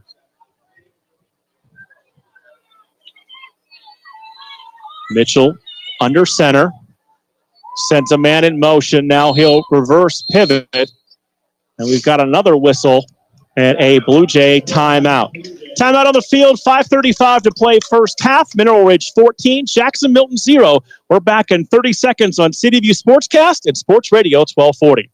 SNK, painting your house today. SNK, painting your house SNK Painting provides exceptional painting and refinishing services to the Mahoning Valley and surrounding communities by being an industry leader in our field, focusing on customer service and delivering extraordinary results. We offer interior and exterior painting, and we specialize in cabinet refinishing with affordable cabinet solutions. Call SNK Painting for your free estimate at 330-505-1910. SNK, painting your house today. Now back to the Beduricks Butcher Block High School football game of the week on City View Sportscast. 5:35 to play in the first half. Don't forget, coming up at half, this week's edition of the PAC Report with Commissioner Joe Enderko. We'll recap the first half scoring, look at scores around the valley as round one. And a hopeful teams from Benson Hall of Fame Stadium. Because that was a special season. Yeah, it really was. I mean, obviously at Canfield having their Cinderella season and really laying the wood at everybody that they played. South Range doing the same thing. JFK unfortunately losing. So it's 3rd and 13. Put a man in motion. They'll overload the short side of the formation. Takes the snap, goes back to throw. That pass is going to be deflected and incomplete. Getting a hand on it as Jacob Russell was there to knock the pass away, and the incompletion sets up 4th down. Not only did Jacob Russell knock it away, Brady Balestrino almost picked it off. So the incompletion brings up a 4th and 13 from the 17-yard line. I wanted a real quick comment as well. JFK, going to 2 state championships, having great seasons with Coach Verlogo. They ran him out of there. Grass is not always greener on the other side, people. They are only won 2 games this year. After one quarter, it is Niles 14, Ashtabula Edgewood 7. So Sam Kahn back to punt the football away. And it's Herb back at midfield. Good snap, high kick off the side of his foot.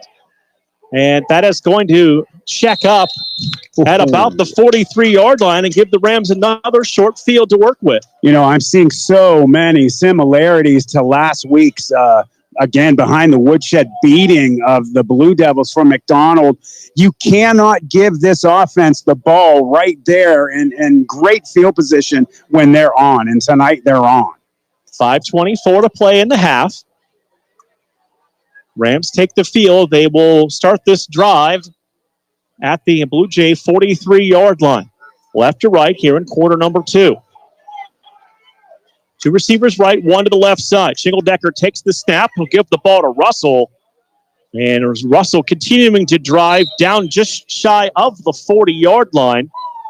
A lot of contact for only about a 2.5-yard gain, but Russell seems like the back that seeks that contact when he has the ball. He really does. Like I said, not the guy you want to take up high. You want to go low. You need help. They pulled that left side, that really young line, Phoenix Walker and Derek Rakic.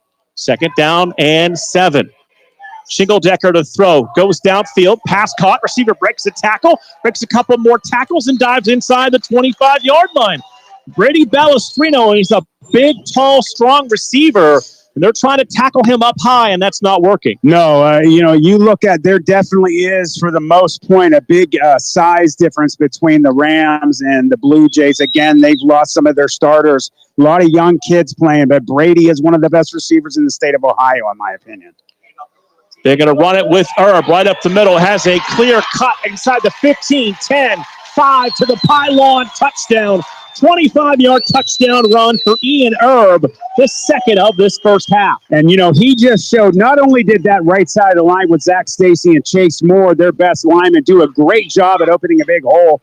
He showed his speed. 6'1", about 235 pounds. He has over 1,000 yards, and he had guys that had an angle on him still outran him. Did a nice job running to the pylon, outrunning the defense for his 24th rushing touchdown of the season, his second here in the first half. So Powell on to attempt the extra point. Herb will hold. Snap down, kick on the way, and the extra point is up, and the kick is good. 4:23 to play, first half. It is now Mineral Ridge 21, Jackson-Milton 0. We'll step aside for a 30-second break on City View Sportscast and Sports Radio 1240. With over 30 years of experience, Madurik's Butcher Block in Mineral Ridge is a quality-driven company focused on great personal service. Our fresh meats are of the finest cut. We make a variety of burgers, sausages, and a full line of deli meats. Using our own smokehouse, we prepare different types of jerky, snack sticks, kibasi, bacon, hot dogs, and bone-in hams. When your tummy needs some relief, call 652-BEEF. That's 330-652-2333. Now back to the Madurik's Butcher Block High School football game of the week on City View Sportscast. 50-plus yard touchdown run for Niles' Antoine Gardner, and their lead over Ashtabula Edgewood grows to 21-7. Here it is 21-0 Mineral Ridge leading Jackson-Milton. Time for another Youngstown Orthopedic and Associates kickoff with 4:23 to play in the half. We also have a quick Jesse's Dairy Cove scoreboard update. Springfield now up 14-7 on Monroeville. They put a little points on the board earlier, but the Tigers starting to pull away. Foul's kick is away, end over end, going to be fielded near the 10. They'll flip it back. Now fake that reverse across the 25-30, 35, and out near the 37-yard line. That is a fantastic return by Jack McDevitt, and this will be the best starting field position for the Blue Jays in this half. Agreed. You had number 17 again, Owen Silac, the freshman, doing really well on the kickoff coverage tonight. Mark, you haven't covered the Rams yet this year. They have tons of freshmen and sophomores who have had to pull that, next man up card, so to speak, and they've done a great job, got a ton of playing time. So if anybody, God forbid, gets hurt, you have young guys who have got a lot of playing time. 4:16 to play here in this first half. White back at a single back formation, double wings, and two receivers to the right. He's going to run it that way, and he's going to be tripped up, and he's going to fall forward back near the line of scrimmage. We'll say no gain on the play. It's second down and 10. That was senior 4-year letter winner co-captain Ian Herb. He's just almost as good on defense as he is on O. Everywhere. Yeah, he is. He can play. He's backup quarterback. He can split out a wide receiver, defensive back. He returns kicks. The man does it all. Did he fill the water bucket before the game? He may have. I know he holds, too, on the kick team. Correct. So he's done a little bit of everything.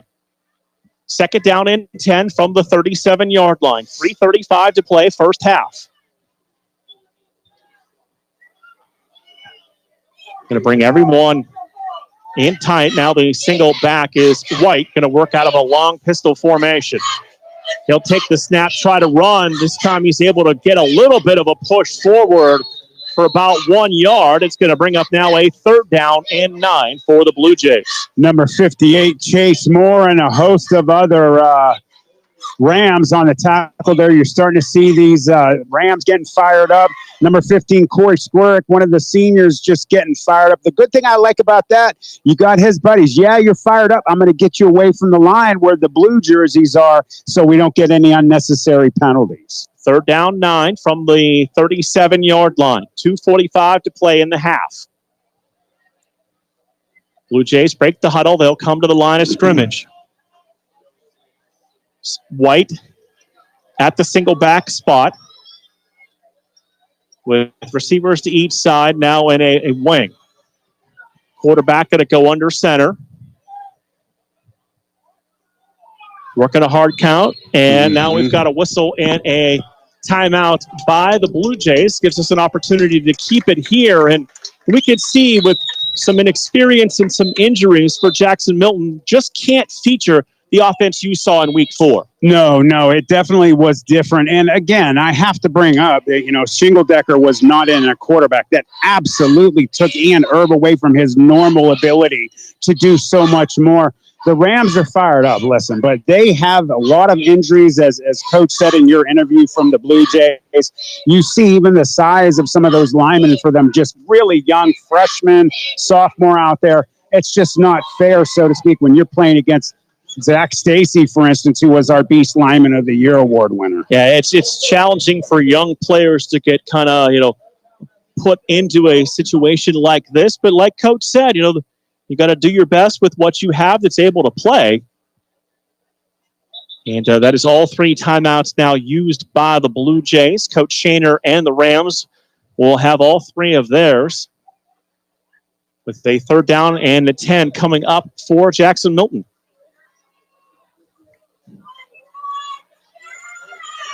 Going to bring one receiver out to the wide side, set another receiver to the short side of the formation, single back in the backfield. On 3rd down and a 9 for the Blue Jays. Back to throw. Caden Mitchell looking downfield, had a man open who got behind the secondary, but unable to connect on the pass as they were looking downfield. That looks like 12, Jack McDivitt, who was the intended target, and it's 4th down and 9. Phoenix Walker is one of those freshmen that have stepped up. He also plays on offense. Again, I'm seeing a lot of players that normally I don't see at defensive line.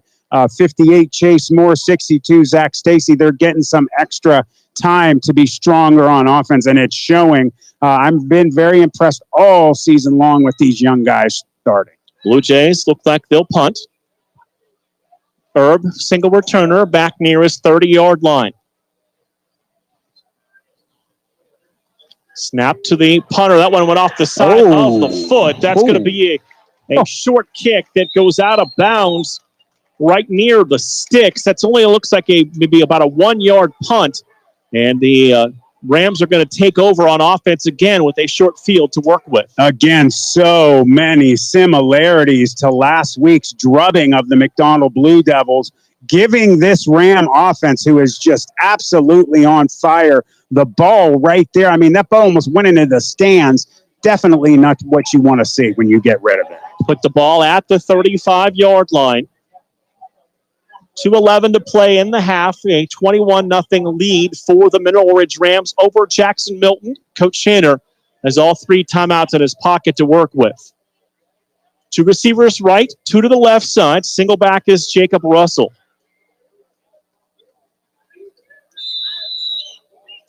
Referee winds us back to play.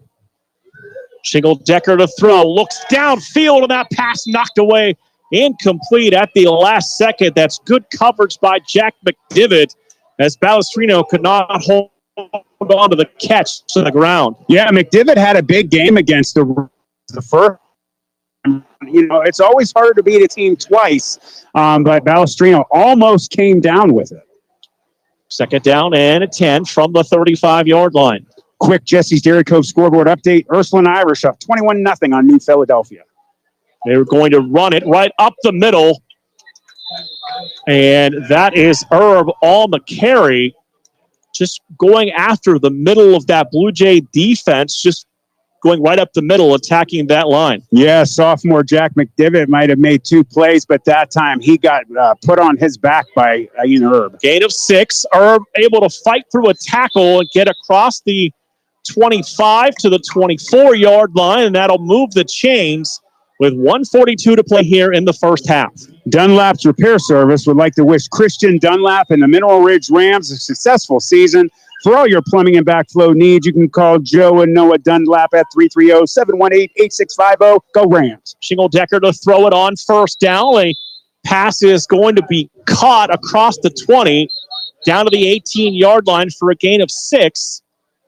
And we're going to have a whistle and a timeout by Coach Shannon with 1:22 to play in the half. And this drive's seeing a little bit more balance from the Rams, throwing it a little bit more. Yeah, they are. You know, obviously with a cushion like they have, you're able to open up that playbook and take more chances.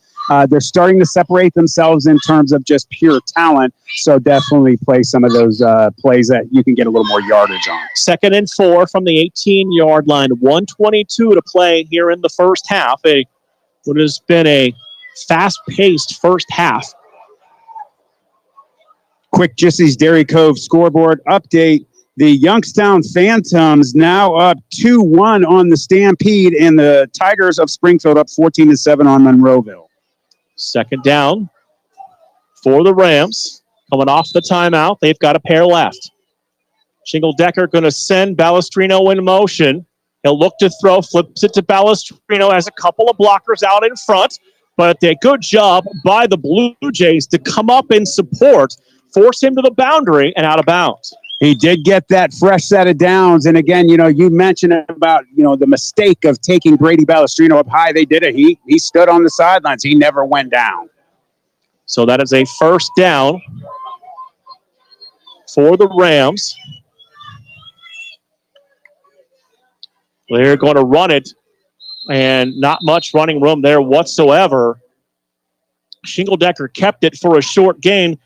Only 122 yards rushing and 1 touchdown on the season. Don't see him run it all that often. No, he doesn't. And if he gets a hold, though, I do have to say, if the linemen do their job and he gets the ability to hit it, he can go far.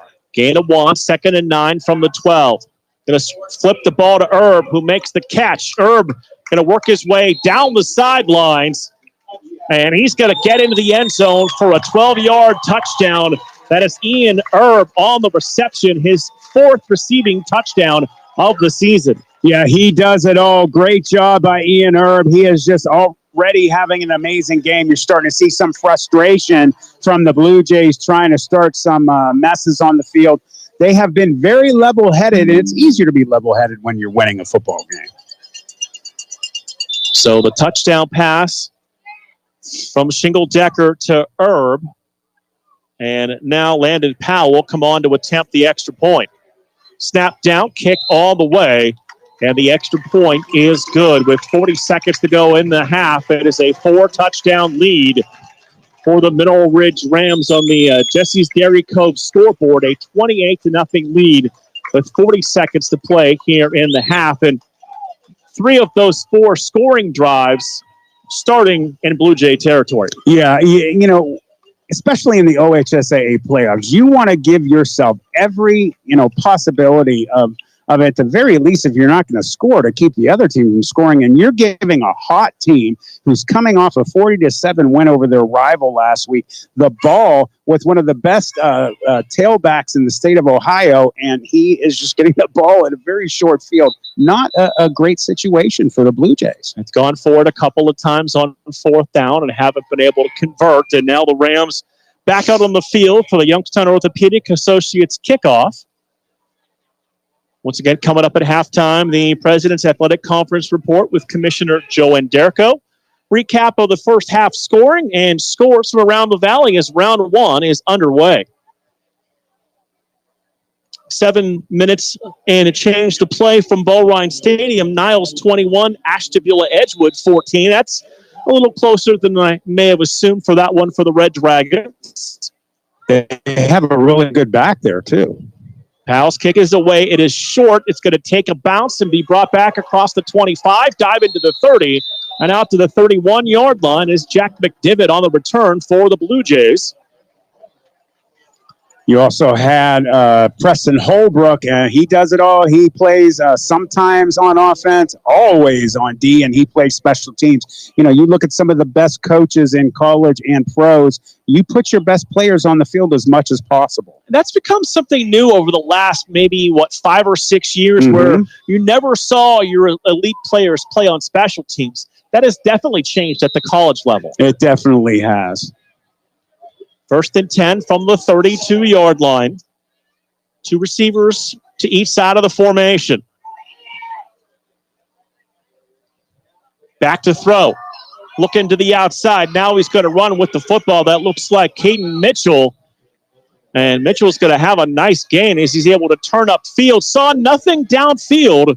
So a heads-up play by the senior to tuck it and run and get a nice gain of about 9 yards on first down. You know, Caden Mitchell had a really big game on the first time these two teams played. And, you know, right there, he shows that he's a great athlete. They have him listed as an athlete and defensive back. That means he can do it all. Definitely one of the best players in the Blue Jay uniform. 2nd down and 1 from the 49-yard line. Single receiver right. Twins now trips to the left side. Mitchell going to look to throw. Now he's going to keep it and run once again, trying to get to the outside. Got the first down, got out of bounds, and stopped the clock with 20 seconds to go here in the first half. That's heads up by the senior. No, let me get the first down, get out of bounds, stop the clock. Yeah, stop the clock. If you can get any type of points on the scoreboard before you go in at halftime, because the Rams are getting the ball back, that's a nightmare for them as well. You know, definitely shows his intelligence as a senior. Good job on his part. Mark, I also wanted to, real quick, Jesse's Dairy Cove scoreboard update. The number 1 Ursuline Irish up 28-0 in the second quarter on the Quakers of New Philadelphia. That's one of those tough in the first round, a new expanded playoff field. 1st and 10 Blue Jays from their 45-yard line. Twins to each side of the formation. Mitchell now walks up under center. He'll take the football, and he's just going to try and follow his offensive line forward. Only a couple of yards there for the Blue Jays, and we approach 10 seconds to go in the half, and I don't know if they will elect to snap the football again. I would head in if I was them. Matt Monnier, the senior, number 12, on the tackle. Blue Jays not able to get the play off, so we have come to the end of the first half here tonight from North Jackson. We remind you, you're listening to City View Sportscast, part of the iMedia One Network and Sports Radio 1240 WBBW Youngstown at the half. Mineral Ridge 28, Jackson-Milton 0. We'll take a 2-minute timeout, come back and begin the halftime show right after this. With over 30 years of experience, Madurik's Butcher Block in Mineral Ridge is a quality-driven company focused on great personal service. Our fresh meats are of the finest cut. We make a variety of burgers, sausages, and a full line of deli meats. Using our own smokehouse, we prepare different types of jerky, snack sticks, kibasi, bacon, hot dogs, and bone-in hams. When your tummy needs some relief, call 652-BEEF. That's 330-652-2333. Jesse's Dairy Cove is a hometown favorite, located at 3743 State Route 46, across from the gazebo in Mineral Ridge. Enjoy all of your favorite ice cream. We have over 32 hard scoop and over 40 soft serve favorites. We also have a large food menu, including homemade chili sauce, sloppy joes, pulled pork, fresh cut French fries, and mac and cheese. This fall, we'll start our homemade cookie and party trays. Visit our website at justicedairycove.com to see our menu. At Justice Dairy Cove, we appreciate your business and wish good luck to the Rams. If you love history, head over to YouTube and check out Blogging Through History. Hosted by Mineral Ridge High School graduate Chris Mowery, Blogging Through History visits historic sites to explore not only the well-known figures and events of the past, but also compelling stories that maybe you've never heard before. Chris would also like to wish his niece Amira Emsch and the Mineral Ridge Rams the best of luck for a successful 2023 season. Experience nature's bounty with Creation's Backyard. Elevate your health with the most nutrient-dense foods on earth. From farm to table, sustainably cultivated with care. Grown locally in Niles, Ohio with no chemicals or synthetics ever. Unlock your culinary creativity with Creation Backyard Microgreens. Convenient local delivery and pickup options available. Order now at creationsbackyard.com or call 330-282-7208. Now back to the Madurik's Butcher Block High School football game of the week on City View Sportscast. Halftime here in North Jackson, and it's a 28-0 lead for the visiting Mineral Ridge Rams as you hear the Ram marching band in the background behind us. It's now time to check in with this week's edition of the PAC Report with Commissioner Joe Anderko.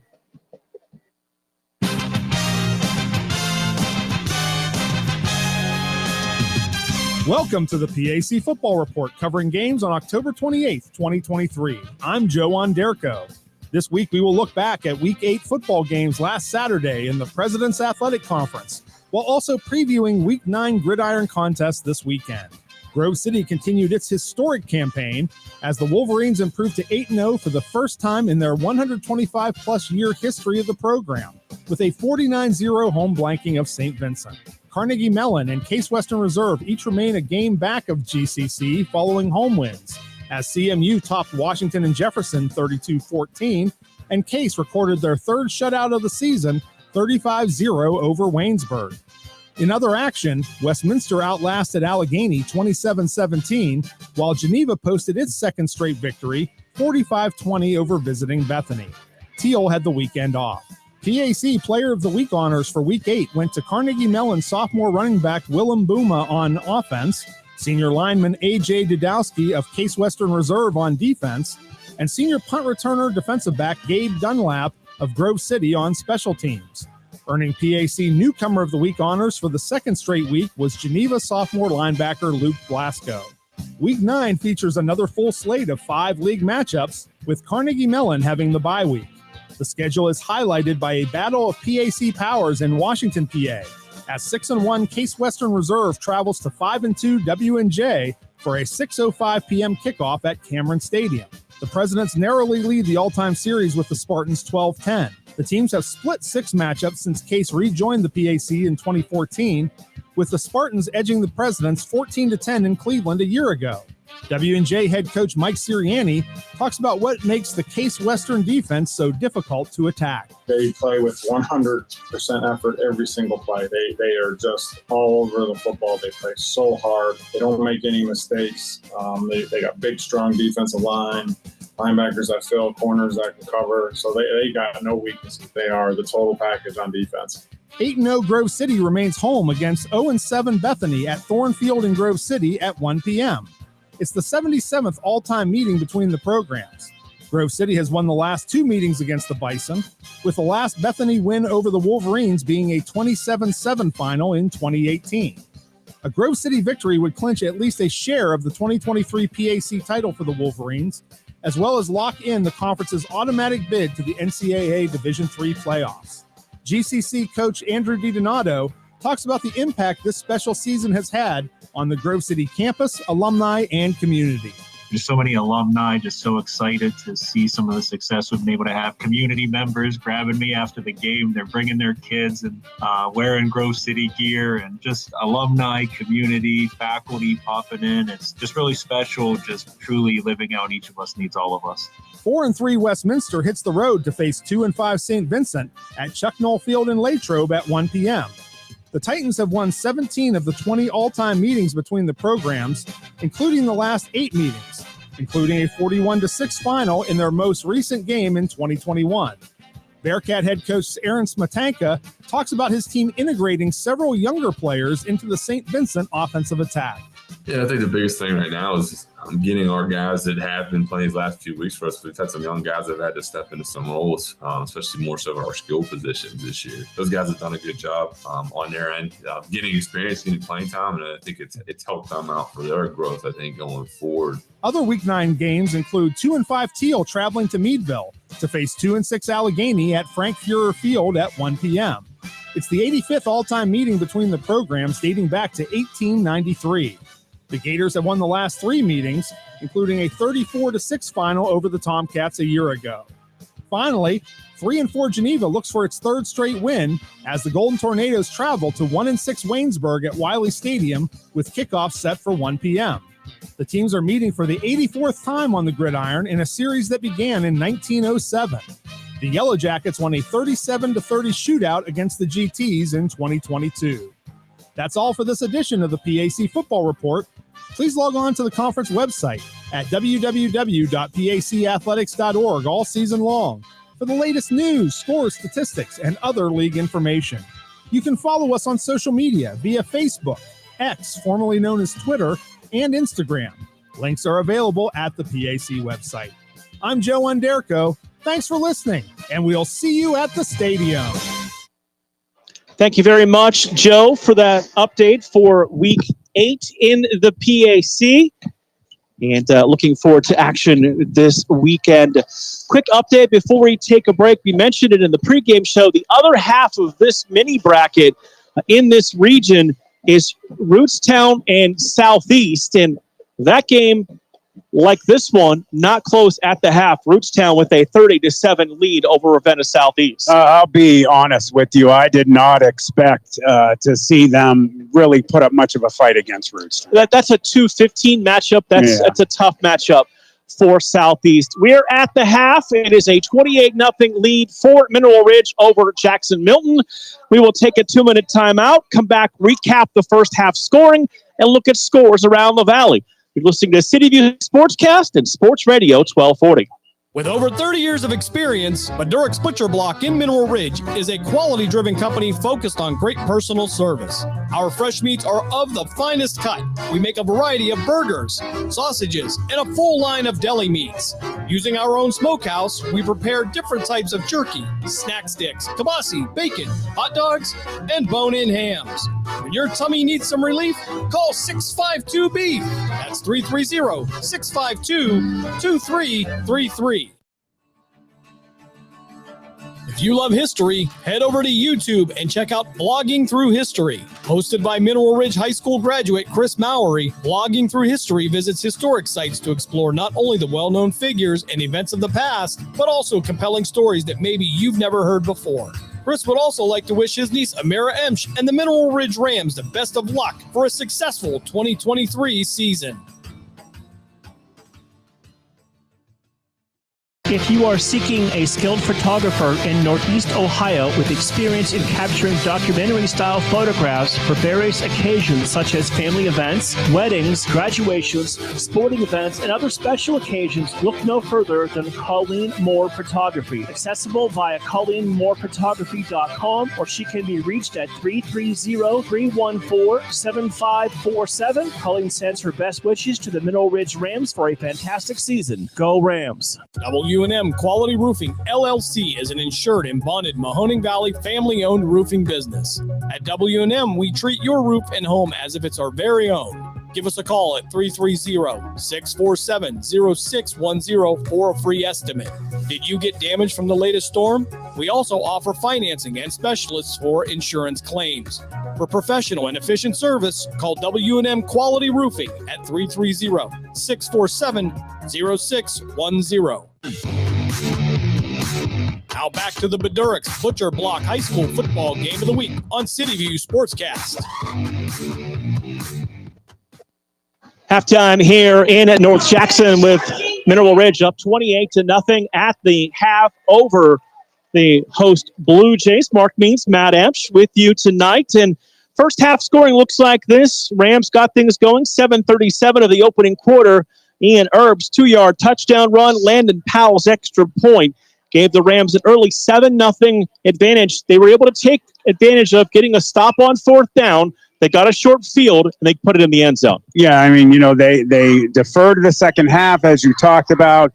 Defense stepped it up, bend but not break. Don't let any points get put on the board. So important to get the game started off in a positive manner. 6:57 of the second quarter. It was Jacob Russell, a 4-yard touchdown run. The extra point by Landon Powell, a 14-0 lead for the Rams. Ian Erb's second touchdown of this first half, 4:23 of the first half. This one, a 25-yard touchdown run. His 24th touchdown in 11 games. Yeah, it has been an absolute honor to watch him this season. He has just made so many defenses just look like they've been standing still. And then with just 40 seconds to go in the half, it was Owen Shingledecker to Ian Erb on the receiving end of a 12-yard touchdown pass. The extra point by Landon Powell brings us to our halftime score of 28-0. And we've seen Ian Erb do a little bit of everything in the first half. Yeah, I mean, that's his moniker. He is Mr. Everything. He can play just about every position. And at about 6'1", 235 pounds, he probably runs a 4.6, 4.7 40. He's a load. So not only is it hard to tackle the guy, you don't take him up high, you take him low. He's super fast. He's quick. And, guys have an angle, as you saw in his last touchdown. He just trotted into the end zone. So we are at a 28-point lead for the Rams here at the half. As we told you, Rootstown with a commanding 30-7 lead over Southeast. That game has also gone to half. Should things hold serve, the Rams will be in Rootstown to take on the Rovers next Friday. Yeah, definitely will be a better matchup. Two teams that are playing much better. Looking at their schedules this past week, I have to give a little bit of an edge to Mineral Ridge. They played better squads. Yeah, it's interesting because when you look at the playoffs, and it doesn't matter football, basketball, whatever high school sport you want to talk about, sometimes a record can be deceiving depending on the strength of competition that you face. For sure. People who aren't schooled in the game of football, they just look at scores or points, and this team beat that team or lost to that team by that much, so this team should just win. That's not how it works. You get teams like, for instance, you brought up, I'm going to bring up a score real quick, how the Harding Raiders right now are giving St. V's and of Akron everything they can handle. You have them. They've only won 4 games, but they, year in, year out, Mark, have one of the toughest schedules in the regular season. That makes them battle-tested for the playoffs. And we've always said it, Coach Arnold, he's not afraid to play anybody. No, he's not. And he will definitely schedule up if that, for giving himself an opportunity to, and that's what it's all about. It's about, some teams expect to make the playoffs, so you may schedule a little more difficult. Mm-hmm. Teams that haven't spent a lot of time in the postseason or haven't been to the playoffs, that's the first accomplishment. It's not winning a playoff game. Let's get there, get some experience, and then build on that. It is. And, one of the problems I've seen, like, for instance, I can pick the McDonald Blue Devils over the years. How many 9-1, 10-0 seasons have they had? Then they enter the playoffs and maybe make it to round 1 or 2, and then they're done. And everybody wonders, why are they winning all these games? They get to the playoffs and they lose. Well, the strength of schedule, that's a perfect example. It's not always their fault. It's just the teams that they beat don't have a great schedule themselves, and then they're not battle-tested for the OHSAA. I know it's at the next level up, but I had somebody say, well, why is Ohio State playing Indiana to start the season? They have to. Right. It's their you can't pick the opponents in your conference. Sometimes your conference is up, sometimes your conference is down. It's just you kind of have to roll with it every year. Indiana, you mentioned them real quick. Their program is on the up and rise. They've been playing better, and if people don't remember, they went down to the wire with the Buckeyes a few years ago in just the absolute, a slobber knocker. So, I think they might have even they almost beat them that one day. I remember I was at a Penguins game. I thought they were going to go down. Yeah, it's interesting. We will get to some scores around the Valley. Let's take another timeout. We will come back and we'll update the scoreboard for you. Halftime, Mineral Ridge 28, Jackson-Milton 0 on City View Sportscast and Sports Radio 1240. Shining Stars Dance and Baton in Niles, Ohio is home to state, regional, national, and international world champions. They offer a wide variety of classes for ages 2.5 and up for boys and girls. Celebrating over 31 years in business, the excellent staff of instructors will help take your baton twirling skills to the next level. Shining Stars would like to wish all the cheerleaders, dance line, band, feature twirler Amira, and players a successful season. Go Rams! SNK, painting your house today. SNK, painting your house SNK Painting provides exceptional painting and refinishing services to the Mahoning Valley and surrounding communities by being an industry leader in our field, focusing on customer service and delivering extraordinary results. We offer interior and exterior painting, and we specialize in cabinet refinishing with affordable cabinet solution. Call SNK Painting for your free estimate at 330-505-1910. SNK, painting your house today. Experience nature's bounty with Creations Backyard. Elevate your health with the most nutrient-dense foods on earth. From farm to table, sustainably cultivated with care. Grown locally in Niles, Ohio with no chemicals or synthetics ever. Unlock your culinary creativity with Creation Backyard Microgreens. Convenient local delivery and pickup options available. Order now at creationsbackyard.com or call 330-282-7208. Action Physical Therapy is a locally owned outpatient physical therapy company serving the Mahoning Valley for over 20 years. With 5 convenient locations in Hubbard, Cortland, Kinsman, Salem, and Mineral Ridge. Action Physical Therapy can handle all of your physical therapy needs. Action Physical Therapy will create a unique plan made specifically for you. Call us at 1-8333-BEST-PT to schedule your evaluation today. Check us out at myactionpt.com. Get back in action with Action Physical Therapy, and as always, go Rams. Now back to the Beduricks Butcher Block High School football game of the week on CityView Sportscast.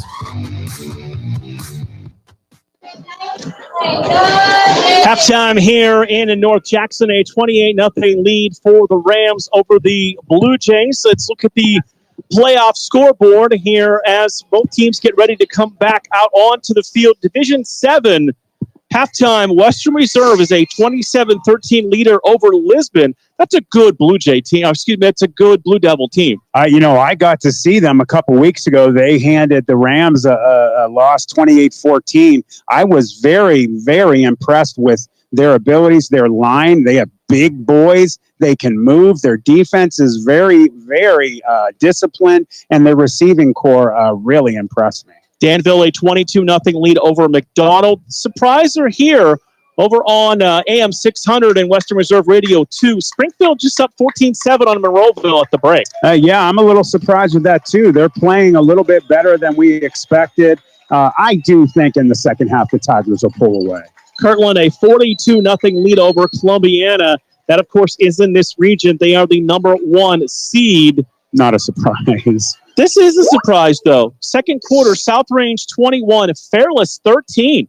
Yeah, for sure. I did not expect that. Even though South Range is a younger team, they've been really playing well the second half of the season or 3/4 of the rest of the season. I think they will pull away, too. I can also tell you, this is the one I've been curious about all night long. Struthers 14, Girard 10. Mm-hmm. That is approaching halftime in that game. Yeah, definitely one of those matchups that if there are mistakes made, turnovers, that could go either way. You called that Poland Struthers just absolute slaughterfest last week. It went either way so many times and just ended up, Coach went for it all, and unfortunately it didn't go his way. Getting ready to begin this second half as we'll have the mandatory stretching period for the two teams. And first off, for the visiting Rams, this is where I say, Matt, what's your keys to the second half? But it seems to be just a lot more of the same. Yeah, there really isn't much. I think what Coach Shaner and Coach Chet Allen probably said in the locker room, guys, good job. Just do me a favor. Keep your head on. They're going to be getting chippy out there because when you're getting beat up, you start try and get fights going and that. We're just going to keep doing what we're going to do. They start that, scoring. They're getting the ball. You might see a running clock. You'll see a lot of younger guys get it. And it'll be interesting for the Blue Jays. We saw them open things up a little bit more on those last couple of possessions. Caden Mitchell back in there at the quarterback spot, getting things done not only through the air, but also on the ground. Yeah, they definitely have good athletes on the Blue Jays. As I said, this is a rematch. That first time around, much closer game. Shingledecker went down in the first minute of the game. They definitely had to move Urban, the quarterback, changes everything up.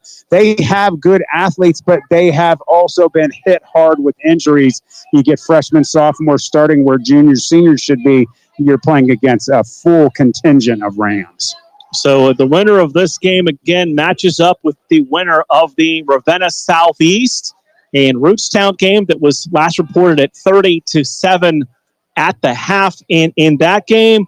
And when they went to the 16-team field, they went to the higher seeding team hosting.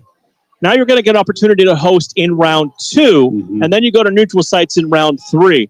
Right. Not a big fan of the 16-team field, but I like the higher seeds first couple of rounds, earning that right to play at home. They deserve it. If you're a higher seed, you've played a better season, you should get a home field advantage. And, I kind of feel like almost you see 1 against 16, they're cleaning up those extra teams getting out of there, so to speak, in a way, too. I mean, it's been one of those where since we've gone to this expanded, 3 years, 16-team field. Since COVID, yeah. We've only seen 1 or 2 16 teams pull the up. So it's possible. Yeah. But more often than not, you see the lopsided score rather than the upset. It really is. And, you get those situations of Cinderella seasons, but none of them have won the state championship. So they might run, and as far as I know, correct? And, you get them, they go much farther. As you said, 1 or 2 have gone farther than you would expect. But it usually, like I said, cleans itself up once you get in deeper. Halftime, Bell Ryan Stadium, Niles 35.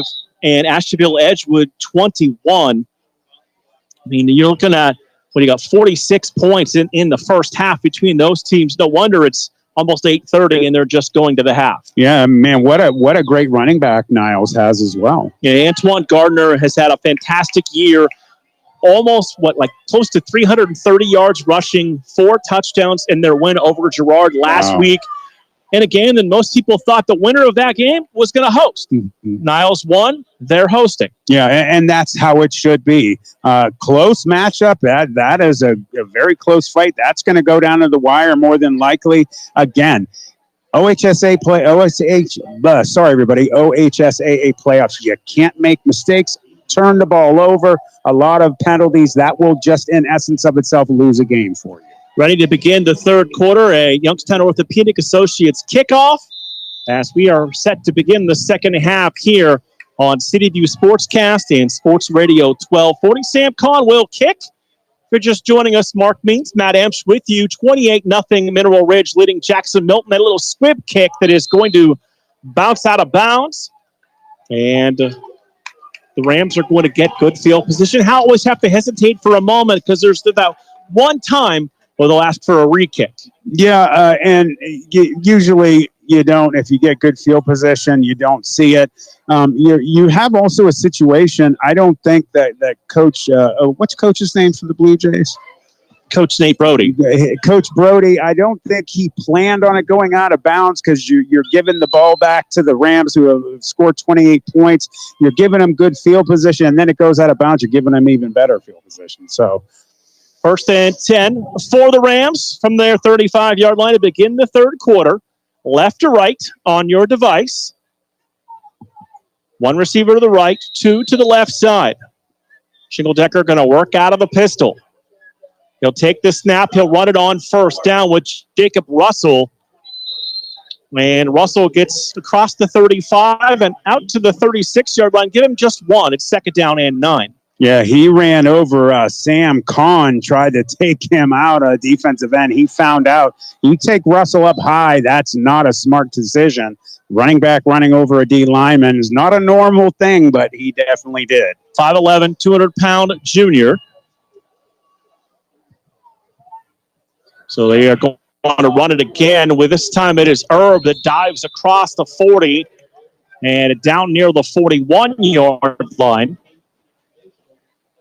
And this is going to bring up a third down and just about 5 to go for the Rams. Quick Jesse's Dairy Cove scoreboard. The Ursuline Irish now up 35-0. And also Austintown Fitch up 28-0 on Cleveland John Hay. 3rd and 5 from the 40-yard line. They'll run it with Herb. Herb going to get wrapped up and now able to push the pile forward. He needed to get to the 45-yard line. And that spot is a little shy.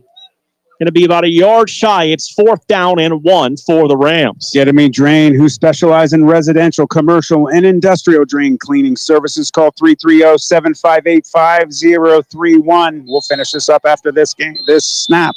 Okay. Now we've got a whistle. We've got an official stoppage.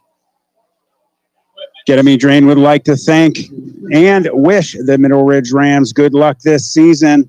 And we also wanted to say to their family, sorry for your loss this year. So we have an equipment issue with Julian Rossi has to come out of a football game and he gets the shoes tightened up. Got a flag. And now we've got a penalty on the Rams. A false start penalty is going to back them up 5. This is 4th and 6, and we're going to see the Rams punt this football away. Yeah, first time. You can't make mistakes like that. They were in a position to definitely get that new, fresh set of downs. Now you got to give it away. Russell to punt, averaging 30.5 yards per kick with a long of 45 this year. Single returner dropping near the 20 for the Blue Jays. Kick is away and short, and this is going to take a Ram roll across the 25 to the 20 and down near the 17-yard line. Punts don't always have to be pretty to be effective. No, he's really lucky. That was an extremely high snap. He just got it on his fingertips and got it away and got a great kick with an amazing roll. So Rams forced to punt on their opening possession. And now the Blue Jays have the football at their 12-yard line, 1st down and 10. Quick Jesse's Dairy Cove scoreboard. Springfield now up in the third, 21-7 on Monroeville, and the Youngstown Phantoms up 3-2 on the Stampede. So 1st and 10 from the 12-yard line. 2 receivers go to each side. Single back into the backfield. They're going to take it, direct snap to the back. Who's going to keep the football across the 25, 30. They'll have the 1st down and more out to the 32-yard line. Did a really good job, the left side of that line. The tackle, Anthony Hawksley, the junior, big boy over there, opened up a hole. He did a good job getting a hat on a hat. First time we really saw a good push from that offensive line upfield. For sure. You've got good players, so they're just a little overwhelmed right now with how well the Rams have been playing. New second half, we might start to see something out of this Blue Jays team. Joey Zayas is the tailback. Quarterback going to go under center on 1st and 10 from the 33-yard line. He's just going to keep the football and push across the 35 to the 36-yard line for a gain of 3. It is 2nd down and 7. And I see some of those different defenders playing on that defensive line. Again, there were changes made this week by Coach Chet Allen. Zach Stacy, Chase Moore not in there. You saw that in the first half. They started moving the ball. They put him back in. They closed it up. 2nd and 6 from the 37-yard line. One receiver far out to the right side. Single back. Now moves back, and he'll take the direct snap. That's Joey Zayas, and he's going to fall forward close to the line of scrimmage, and we've got a Ram that's a little slow to get up at the end of that play. Oh, yeah, definitely not something that you want to see. I don't know who it is. I can't see the number. Yeah, I couldn't see after that snap of the football.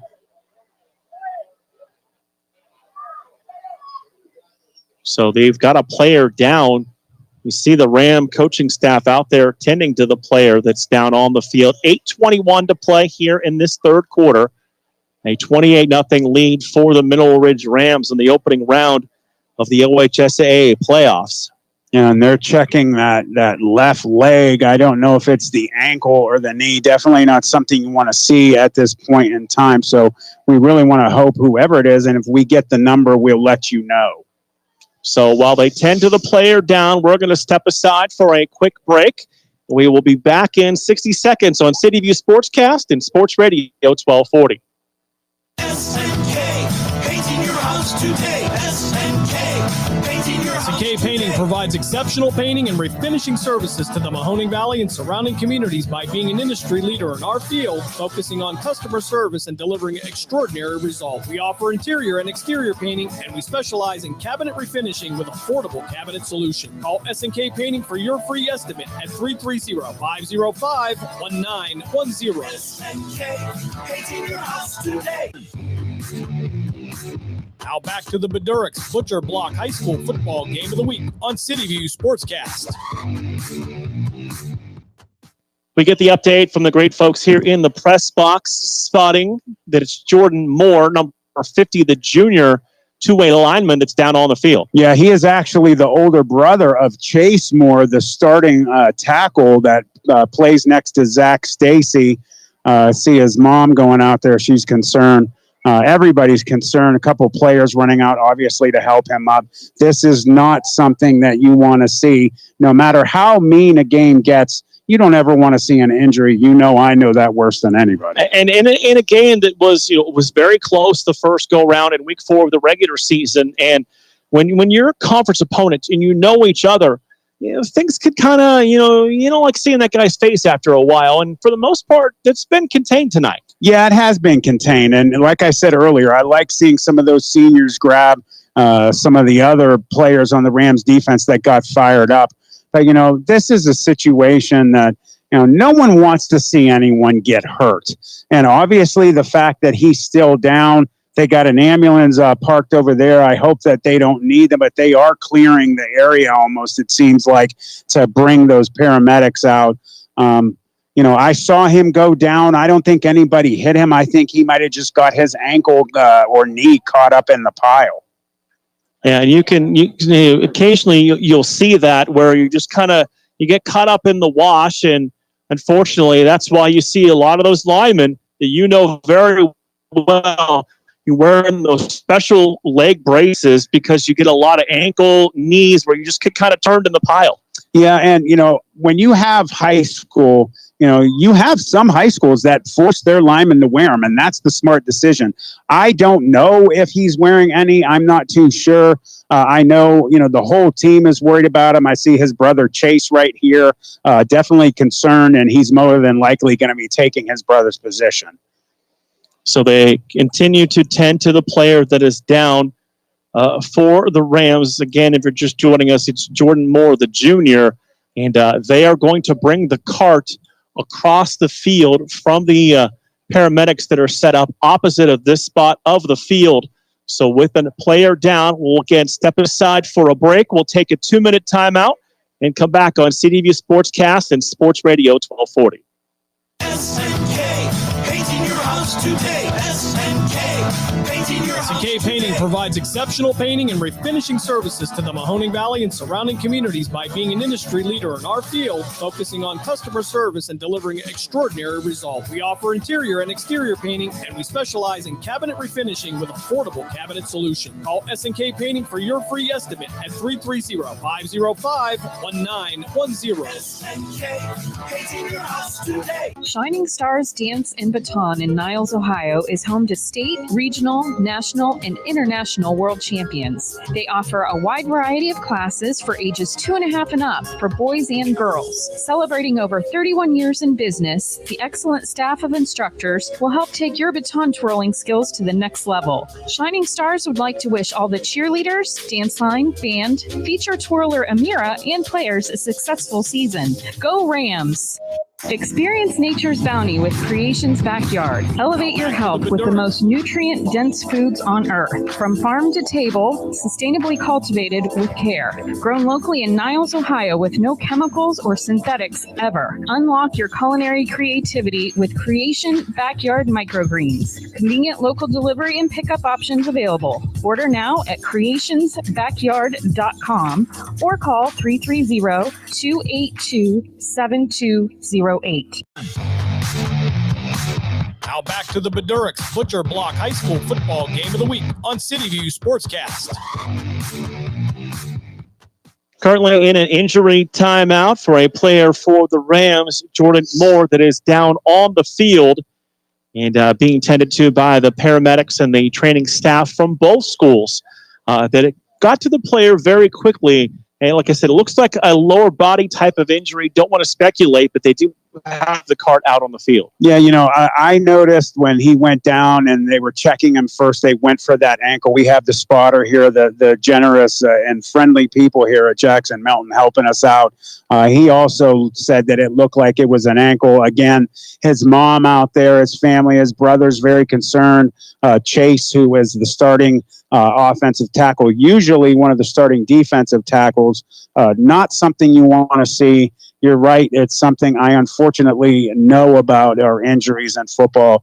And it's just heartbreaking, especially with them in the playoffs. If he has a break, his playoff run is done. Right, absolutely. Don't want to speculate on what the injury potentially could be. No, it is a lower half, so it looks like they're going to try and get him up and get him onto the cart. And that's definitely a good sign that they're going to try, and now they're going to lift him off the grass and onto the cart. Looks like they're not trying to put any weight on that knee or ankle. And a great round of applause from both sides of the stadium. And we always want to see the sportsmanship, no matter the game, no matter the score.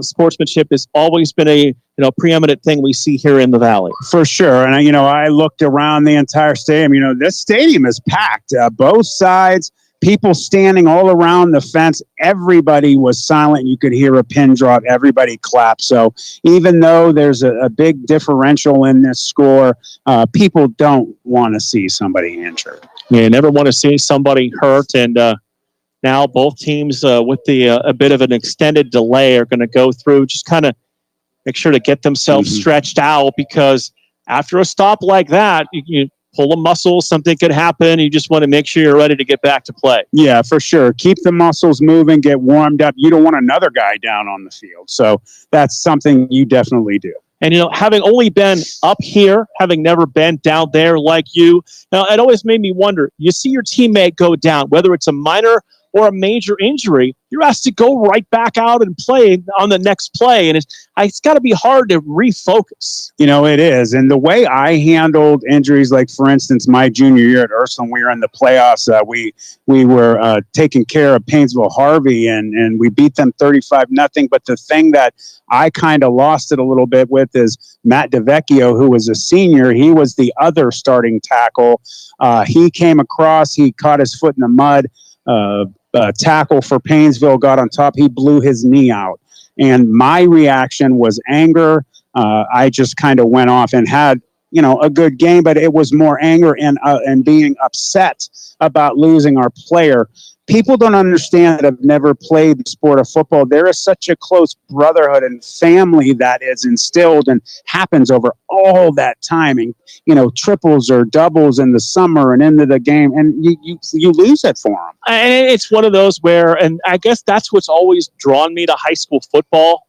It's one of those where, a good portion of all of Mineral Ridge is here. You look around all the games in the Valley, and whether you have a good season, a bad season, or something in the middle, towns come out. Whether you're talking, Division 2 through Division 7, people come out. They go to high school football games. People that haven't been in school for, 40, 50 years. It's all about the tradition and continuing the legacy of your town's program. Yeah, it is good to see. Like you just said, everybody's here. The stands are packed.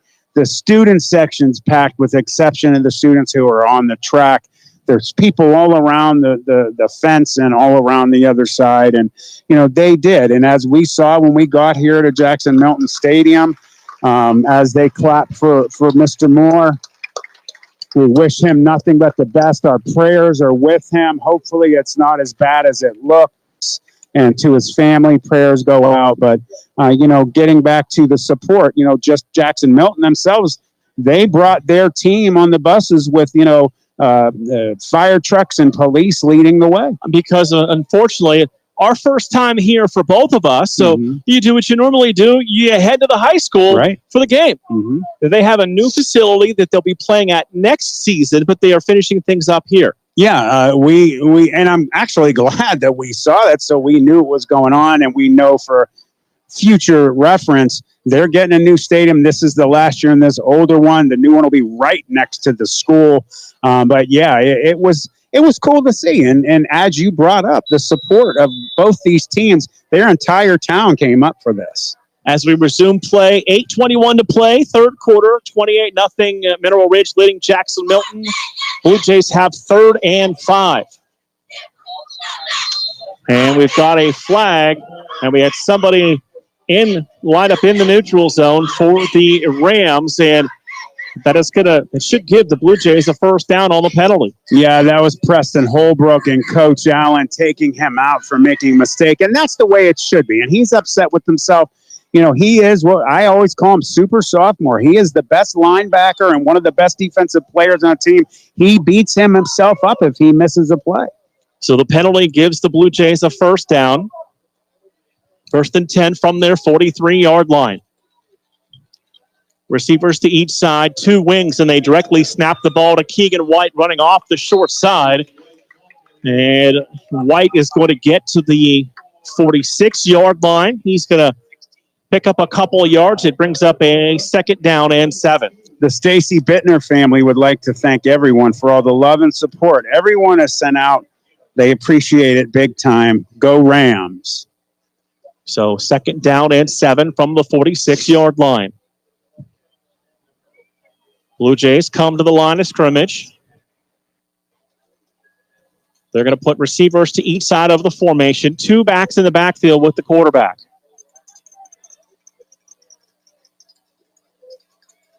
Overlooks the defense, takes the snap. He will fake the handoff, roll out to throw, and he's going to get that pass away just in time as he was feeling pressure up the middle from Jacob Russell. And it brings down up a 3rd down and 7. Yeah, he is very good on offense and defense as well as special teams. A lot of those younger players have just really stepped it up. And him, the junior, he has another year to grow and get even better. So 3rd down and 7, 6:56 to play, 3rd quarter. It's the S&K Painting 3rd quarter, and the Jesse's Dairy Cove scoreboard says 28-0, Mineral Ridge leading the Jackson-Milton Blue Jays. Blue Jays come to the line of scrimmage, facing a 3rd and 7 from the 46-yard line.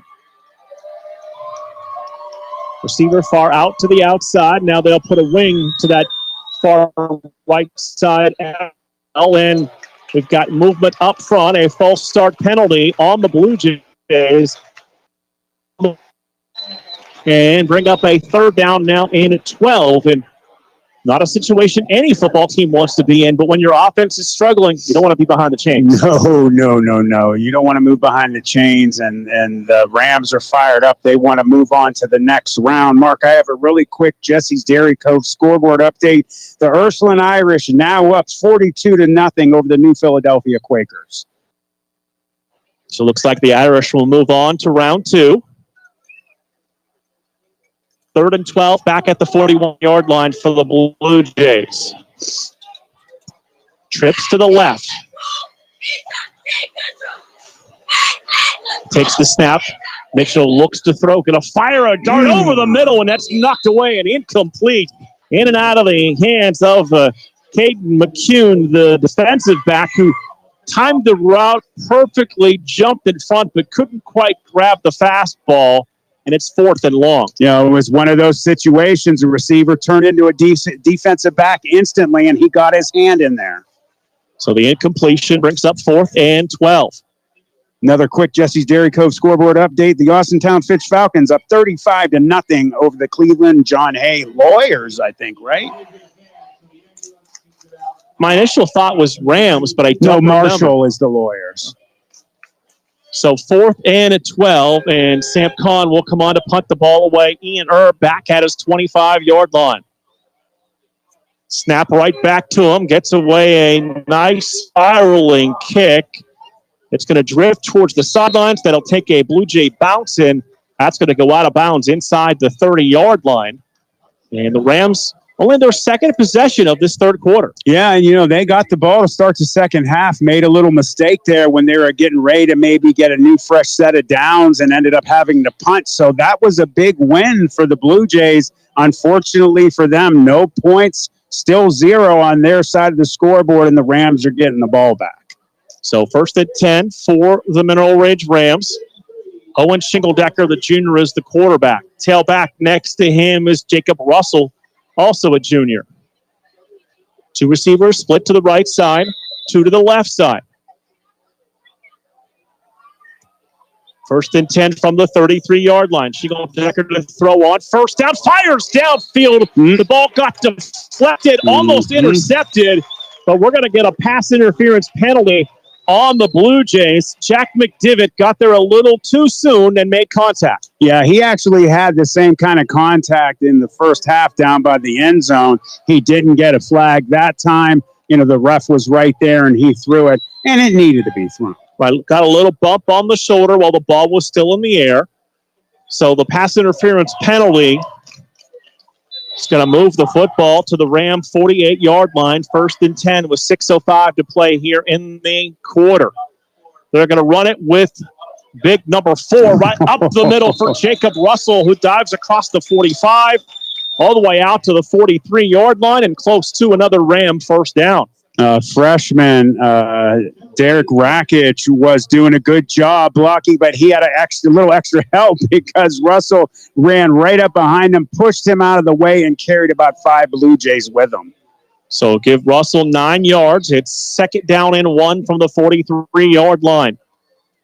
Going to snap at the Shingle-Decker. There's no running room for him whatsoever. He ran right into the arms of one of the Blue Jay defenders and was pushed back, and it's going to bring up a 3rd and short. Yeah, he's got a year to grow. He's got a year to get better at his craft, being a junior in terms of Shingle-Decker. When he gets free, he's good, and unfortunately, we have a Blue Jay down on the field now. We have a Blue Jay player down on the field at the 44-yard line. So both teams come to their respective sidelines. Again, the training staffs for both teams will make their way across the field with the stoppage in play at 5:16. Since we got that going on the field, we'll give everybody another Jesse's Dairy Cove scoreboard update with the Warren Harding Raiders now up 28-0 over Akron St. Vincent St. Mary. Canfield up 12-0 over Akron East. About the Irish of Ursuline, 35-0 over the Quakers of New Philadelphia. Akron Bucktown now up 12-9 on Cardinal Mooney. Niles 35, Edgewood 21. I'll give you an update on that. Just got the text now. 42-21 Niles. A 53-yard touchdown run by Antoine Gardner. We also have another update for you. Springfield up 28-7 on Monroeville, and the Phantoms up 4-2 on the Stampede. Good to see the player up for the Blue Jays and able to walk to the far sidelines. We are on the visiting side press box here at Jackson-Milton. 5:16 to play in this 3rd quarter. A 28-0 lead for the visiting Mineral Ridge Rams. Shingle-Decker, 5-step drop with time. Going to take the shot downfield, and that pass is going to be positioned perfectly and caught in stride. That is a beautiful thrown football by the junior Owen Shingle-Decker. And a beautiful catch by Ian Erb. Again, Mr. Do-It-All. He goes out, he catches, he runs. Great job on both their parts. Down to the 15-yard line for the Rams. 4:50 clock rolling. They're going to run it on 1st down once again with Jacob Russell, number 4. Russell will have a short gain, set up a 2nd down and close to 8 yards. I got a real quick, but we're watching my daughter Amira with her fire batons entertaining the student section. So 2nd and 9, ball on the 14-yard line. They're going to give it to Erb, trying to sweep to the right side. Broke the initial tackle and then was driven down inside the 10-yard line. And we're going to say he went out of bounds near the 7-yard line. Yeah, great job getting to the sideline, stopping, getting some extra yards. I do want to say Sam Kahn had a nice hit on him on the sidelines. So it's 3rd and 3 from the 8-yard line. Rams can get a 1st down at the 5. 3:50 clock rolling here, 3rd quarter. Shingle-Decker has Erb to his right. Takes the snap, gives the ball to Ian Erb. Step right, cuts back to the left, looks for the end zone, and he's going to be down to the 1-yard line. It's going to be 1st and goal Rams from the 1. Everyone from the Rams extended family and all of us here from West Reserve Radio, especially City View Sportscast, Matt Emsch, Matt Lipsack, and Mark Means, want to extend our condolences to the Bittner Stacy family. They're going to run it with Herb on 1st and goal from the 1. He bounced off of a defender, still carrying a couple of tacklers, and he's going to lose a couple back to the 3. It's going to be 2nd and goal. I'll say that he went down at the 4. 2nd and goal from the 4-yard line. Yeah, they bled into the backfield, but I'm going to tell you what, that could have been a lot worse. He just kept running, kept those almost Roger Craig kind of knees high and churning. We've seen it with timeout on the field by the Rams. That was their first. They'll be left with 2. We've seen, they've gone into the playbook a little bit more. That previous play to that, first time I really saw any counter action out of any of the running backs. Step hard to the right, cut back to the left. Thought he might have had the touchdown, but that's good pursuit by the backers to react and stop him at the 1. Yeah, you basically, I'll say a lot of times that you pin the ears back, you send everybody to go, you quote unquote blood it is what we used to call it sometimes at different levels. And everybody came. They did a great job. Good penetration, as you put it, good pursuit as well. 2nd and goal from the 3-yard line. 3:07 to play, 3rd quarter. Blue Jays back out onto the field. It's a 2nd and goal from the 3. Shingledecker takes the snap, gives the ball to Herb, and Herb is in for a 3-yard touchdown, his 4th touchdown of the night. All right, baby, that's the way to do it, Rams. They were so hungry to get this rematch going. They were very, very upset about the way that first matchup, went. And, man, they have come to play 2 weeks in a row. Last week against their rival, the Blue Devils. Now against here with the Blue Jays. Sorry. So, Powell will kick. Herb will hold.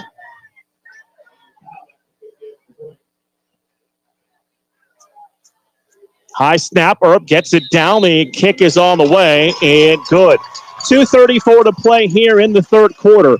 It is Mineral Ridge 35, Jackson-Milton 0. We're back in 30 seconds on the Westerners on City View Sportscast and Sports Radio 1240. With over 30 years of experience, Madurik's Butcher Block in Mineral Ridge is a quality-driven company focused on great personal service. Our fresh meats are of the finest cut. We make a variety of burgers, sausages, and a full line of deli meats. Using our own smokehouse, we prepare different types of jerky, snack sticks, kibasi, bacon, hot dogs, and bone-in hams. When your tummy needs some relief, call 652-BEEF. That's 330-652-2333. Now back to the Madurik's Butcher Block High School Football Game of the Week on City View Sportscast.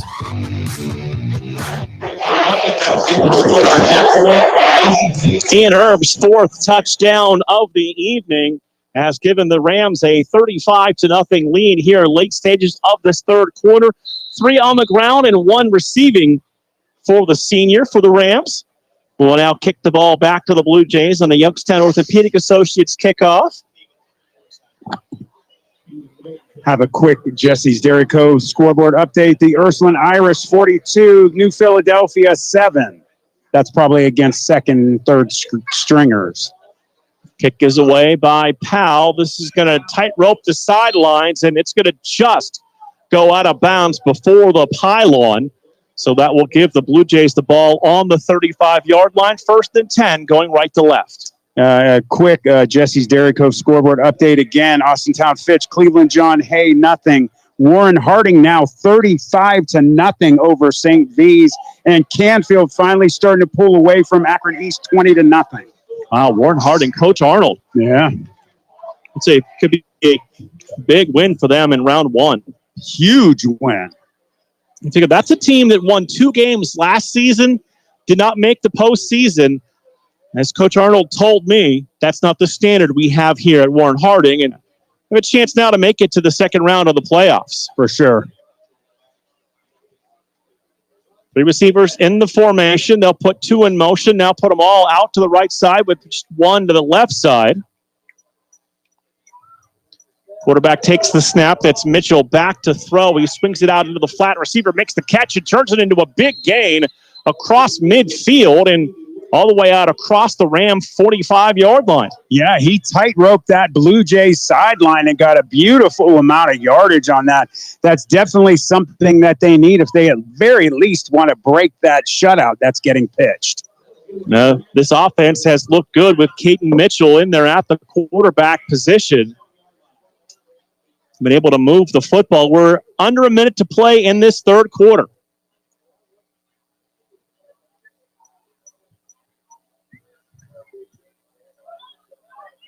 Mitchell out of the pistol formation, takes a high snap, looks to throw, and he just kind of tossed that ball into the ground, and here comes the flag for intentional grounding. Oh, yeah. So the pass ruled incomplete. The referee threw the flag for intentional grounding. Yeah, that should have been a sack on, I believe that was Jacob Russell, who almost had that sack. And that's all of the checks. Between the tackles, no receiver in the area. Yep. That was going to be a grounding penalty pretty quick. Yeah, so instead of taking a sack right there, they're going to get even more yards on it. So clock running here with the 30-point margin, and we have now come to the end of this third quarter. After 3 quarters, it is Mineral Ridge 35, Jackson-Milton 0. We're back in 60 seconds on CityView Sportscast and Sports Radio 1240. SNK, painting your house today. SNK, painting your house SNK Painting provides exceptional painting and refinishing services to the Mahoning Valley and surrounding communities by being an industry leader in our field, focusing on customer service and delivering extraordinary results. We offer interior and exterior painting, and we specialize in cabinet refinishing with affordable cabinet solutions. Call SNK Painting for your free estimate at 330-505-1910. SNK, painting your house today. Shining Stars Dance and Baton in Niles, Ohio is home to state, regional, national, and international world champions. They offer a wide variety of classes for ages 2.5 and up for boys and girls. Celebrating over 31 years in business, the excellent staff of instructors will help take your baton twirling skills to the next level. Shining Stars would like to wish all the cheerleaders, dance line, band, feature twirler Amira, and players a successful season. Go Rams! Now back to the Beduricks Butcher Block High School Football Game of the Week on CityView Sportscast. Mitchell back to throw. He's in all kinds of trouble. He broke away from a couple defenders, fired this pass into the ground and incomplete. The Rams think it's their football, but that was an incomplete pass. Yeah, he's there it is. I wondered where it was. That looked the same. Look, this previous play between the tackles, no receiver in the area. Yeah, Coach Shaner, the head coach for the Rams, was just going, ape, on the sidelines. That's always one that comes out a few seconds. That's always it. That's always a flag that takes a little bit of time to kind of have a bit of a discussion and thrown. And that's exactly what happened on both of these penalties. Yeah. That'll be the grounding foul on the Blue Jays. You're listening to CityView Sportscast and Sports Radio 1240 WBBW Youngstown. We come up on 9 o'clock in the Beduricks Butcher Block High School Football Game of the Week.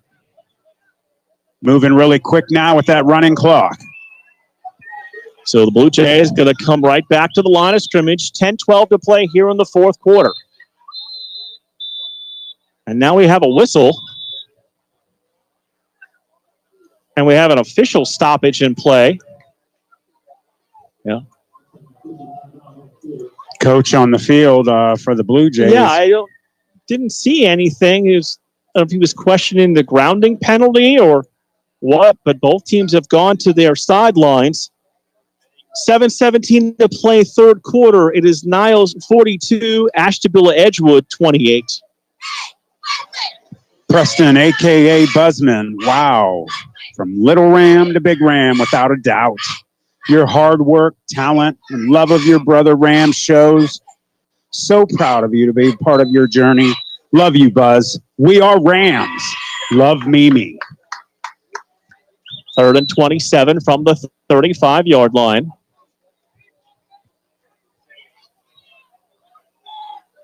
That's Joey Zayas who takes the direct snap with the football. And Zayas out to about the 38-yard line. That's a pickup of 3, and it's going to be 4th down and long for the Blue Jays. Barb Balestrino would like to wish the Mineral Ridge Rams coaching staff, team, and especially her grandson, number 9, Brady Balestrino, successful and healthy remainder of the season. Go Rams! 4th quarter, Springfield 28-14 on top of Monroeville as the Tigers look to move into round 2 of the playoffs. We've been really busy with that Jesse's Dairy Co. scoreboard tonight. 28 area teams making round 1 of the playoffs tonight. Sam Kahn will punt the football away as the running clock continues here in this 4th quarter with a 35-0 lead for the Mineral Ridge Rams. Snap is a good one. No rush. He gets away a nice kick with no returner back deep. Yeah. And this is going to hit and go out of bounds.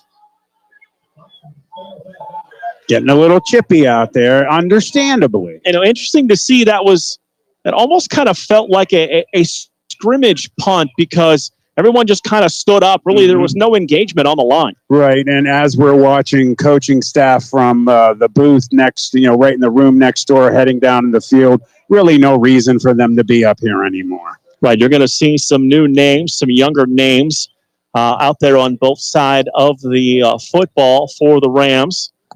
And Mark, a lot of these younger players, and you see all those clean jerseys getting ready to go out, they've seen quite a bit of playing time already. Very rare for them in any team to get as much as they have. You mentioned the clean jerseys. We haven't talked about, this is a beautifully kept grass football field here at Jackson-Milton. This is one of the better looking grass fields we've seen in actually probably a few years for me. I was just going to say years.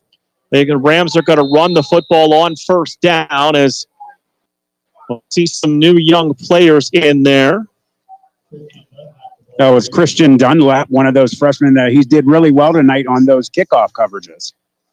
Looks like it is Derek Hesser, number 18, another freshman in at the quarterback spot now for the Rams. That's a loss of 1. It's 2nd down and 11, back to the 29-yard line. I know his father, Joe, and his brother, Noah. They are one of our sponsors. He's really one of those players you're going to be watching out for. So he's going to go back to throw. Does Hester rolling out, try to avoid the rush. He's going to be hit, and he's going to go down into the arms of David Osborne, a fellow freshman who was there in the backfield to make the play and bring up a 3rd down and long. I got to see a lot of these guys playing last year on the 7th, 8th grade team that went undefeated. Derek Hester, that is a name everybody is going to start hearing over the coming years. He is going to be one of the top recruits, I would say, his senior year in the state of Ohio. 3rd quarter over. Rootstown 36, Ravenna Southeast 7. That winner meets this winner. Derek Hester. I said Jacob. I apologize. Owen Silak on the run, number 17, who went in motion. Got a very short gain, and it's going to bring up 4th down in a punting situation for the Rams. So 4th and 14. Clock under 7 minutes to play here in tonight's 4th quarter. The Derek's Block High School Football Game of the Week here on CityView Sportscast and Sports Radio 1240. Good snap right back to the kicker who gets away a high end-over-end kick. That's going to take a Ram roll inside the 45 and be down at the 43-yard line down there on special teams. That's Corey Squirick, number 15, one of the seniors who downed the football on a fantastic punt. Yeah, Corey Squirick has done an absolute fabulous job. He started out a little quiet at the beginning of the season, but the 3-quarter mark, the rest of the season, so that 1st quarter, he was a little quiet. The rest of the way, he has been lights out. 6 minutes, 20 seconds to play in the 4th quarter.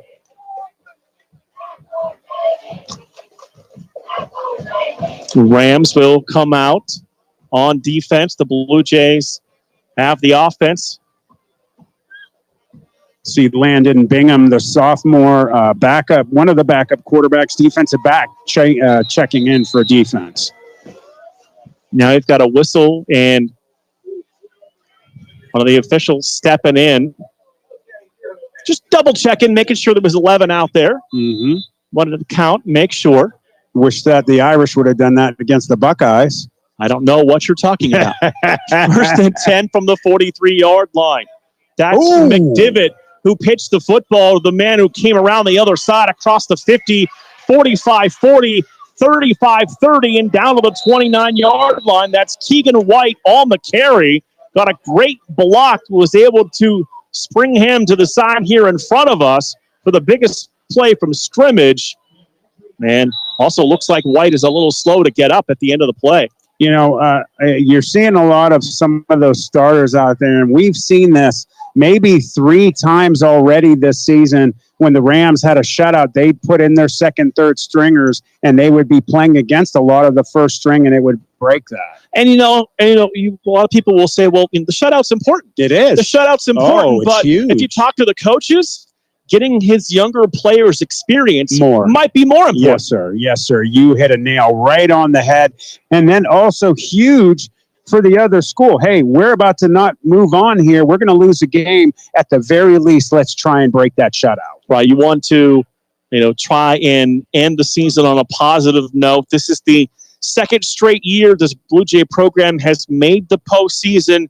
When I talked to Coach Brody, he said, that's the tradition we want to build here with Jackson-Milton. And we want it to be an expectation of we make the playoffs. It is something that this program does, and they have started to do that under his leadership the last couple of years. Yeah, he's doing a great job here. And again, they're getting some new digs next year. When you give players like you've seen with South Range got their new stuff, that changes the mentality. Players play better. You get more good athletes that want to go to that school. There are good things on the horizon for these Blue Jays. Yeah, good to see Keegan White up, standing on the field after that run. Mark, I have a quick Jesse's Dairy Cove scoreboard update. The Girard Indian Struthers game, Struthers up 21-10. Poland game over 42-14 over East Liverpool. How about Springfield 28, Monroeville 21 in the fourth quarter? Also South Range in the third quarter, 35, Fairless 13. I'll ask you the trivia question. It's one of the most common nicknames. What's Monroeville's nickname? Everybody is this. My alma mater was this. The Eagle. There you go. There you go. Seems like that might be the most common high school mascot across the country. That, Bulldogs are another. So I can think of Poland. East Liverpool is the Bulldogs as well. I'll tell you about my favorite nickname coming up after this next play. First and 10 from the 30-yard line. We go under 4.5 minutes to play here in the fourth quarter.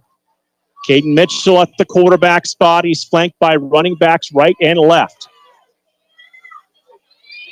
Check that. That is McDivitt in there at the quarterback spot. Mitchell was a running back. McDivitt get a fire downfield. That pass ball's incomplete, but there's a flag at the other side of the field. That's in the area where you'll see holding. Yeah, I believe that there was a hold. He basically got tackled, number 52, Kamani Johnson-Winford, the sophomore. It looked like he just got tackled. So my friend's son, his high school is outside of Atlanta, Georgia. He's on the soccer team. It is Polk, Georgia. Okay. They are the Polk Dots. So they're Polk High School, the Polk Dots. That's absolutely phenomenal. You look on Max Preps, they are one of the most unique nicknames for of sure. All the high schools across the country. Of all time, in my opinion. So the holding penalty brings up 1st and 20, back to the 40. And it will be Mitchell, the quarterback. That's Zayas at the running back spot. Stacked 2 receivers to the right for the Blue Jays. High snap. Gave the ball to Zayas running left side. Able to break a couple of tackles. Stay on his feet to get across the 35. And down to the 34-yard line. Yeah, they're lucky. The Blue Jays lucky they didn't get another holding call. Gavin Harding, the freshman, was just tackled as well. And quick, Jesse's Dairy Cove scoreboard update again. Austintown Fitch 35, Cleveland John Hay nothing. Warren Harding 35-0 over St. V's. Canfield 20-0 over Akron East, and the Ursuline Irish 42-7 over New Philadelphia. Second and 13 from the 33-yard line. Stack 2 receivers to the right.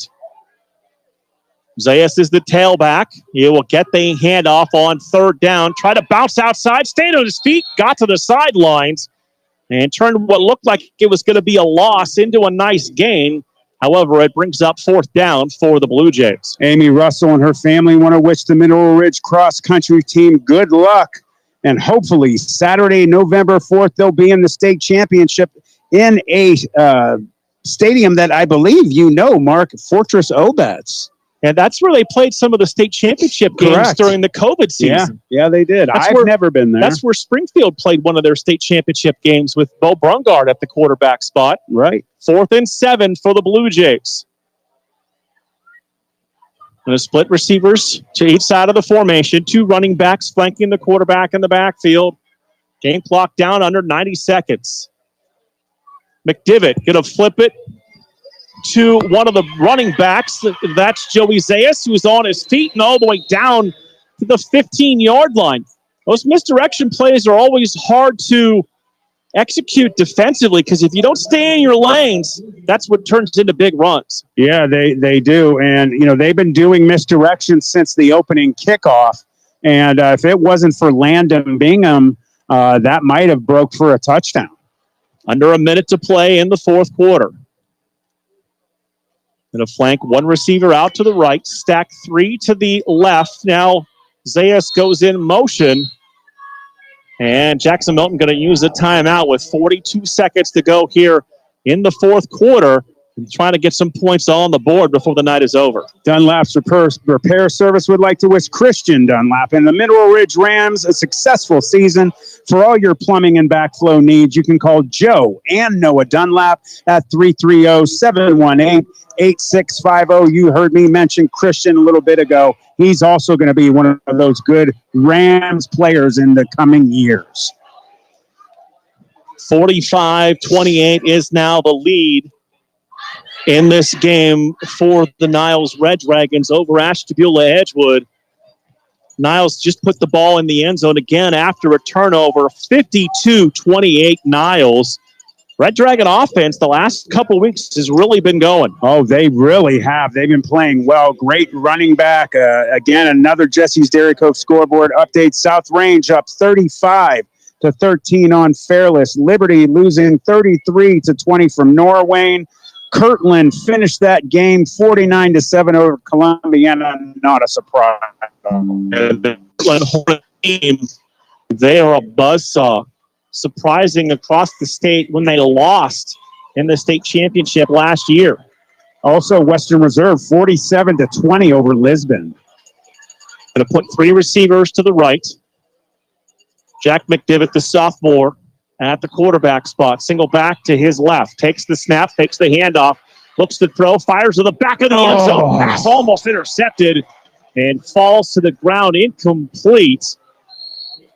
I think that was Jack Gilly almost had an interception. That was one of those moments, Mark, that you see the ball, you know you can catch it, your eyes get too big, and you just unfortunately drop it. So they will use another timeout with 17 seconds to go here in the fourth quarter after the pass falls incomplete. Another Jesse's Dairy Cove scoreboard update. Lowellville in the fourth quarter up 28-0 on Steubenville Catholic Central.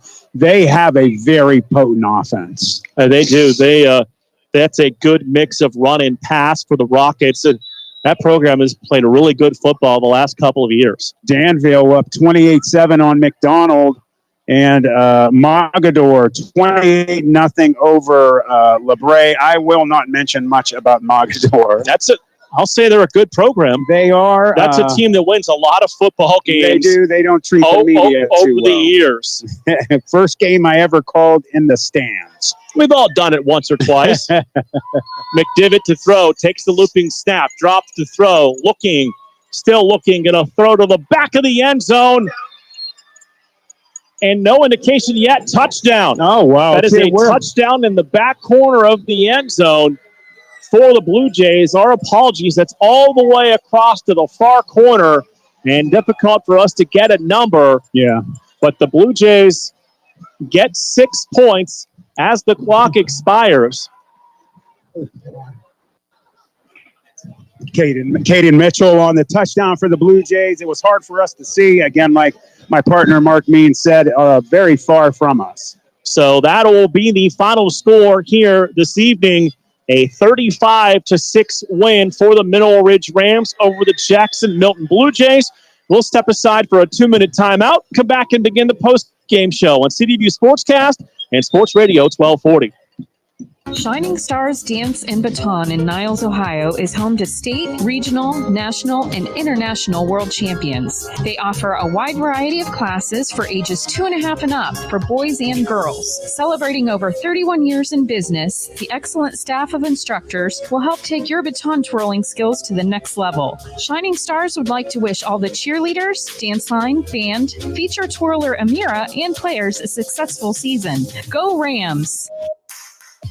Jesse's Dairy Cove is a hometown favorite, located at 3743 State Route 46, across from the gazebo in Mineral Ridge. Enjoy all of your favorite ice cream. We have over 32 hard scoop and over 40 soft serve favorites. We also have a large food menu, including homemade chili sauce, sloppy joes, pulled pork, fresh cut french fries, and mac and cheese. This fall, we'll start our homemade cookie and party trays. Visit our website at jessesdairycove.com to see our menu. At Jesse's Dairy Cove, we appreciate your business and wish good luck to the Rams. W&M Quality Roofing, LLC is an insured and bonded Mahoning Valley family-owned roofing business.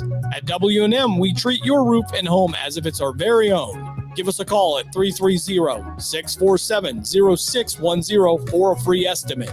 Did you get damage from the latest storm? We also offer financing and specialists for insurance claims.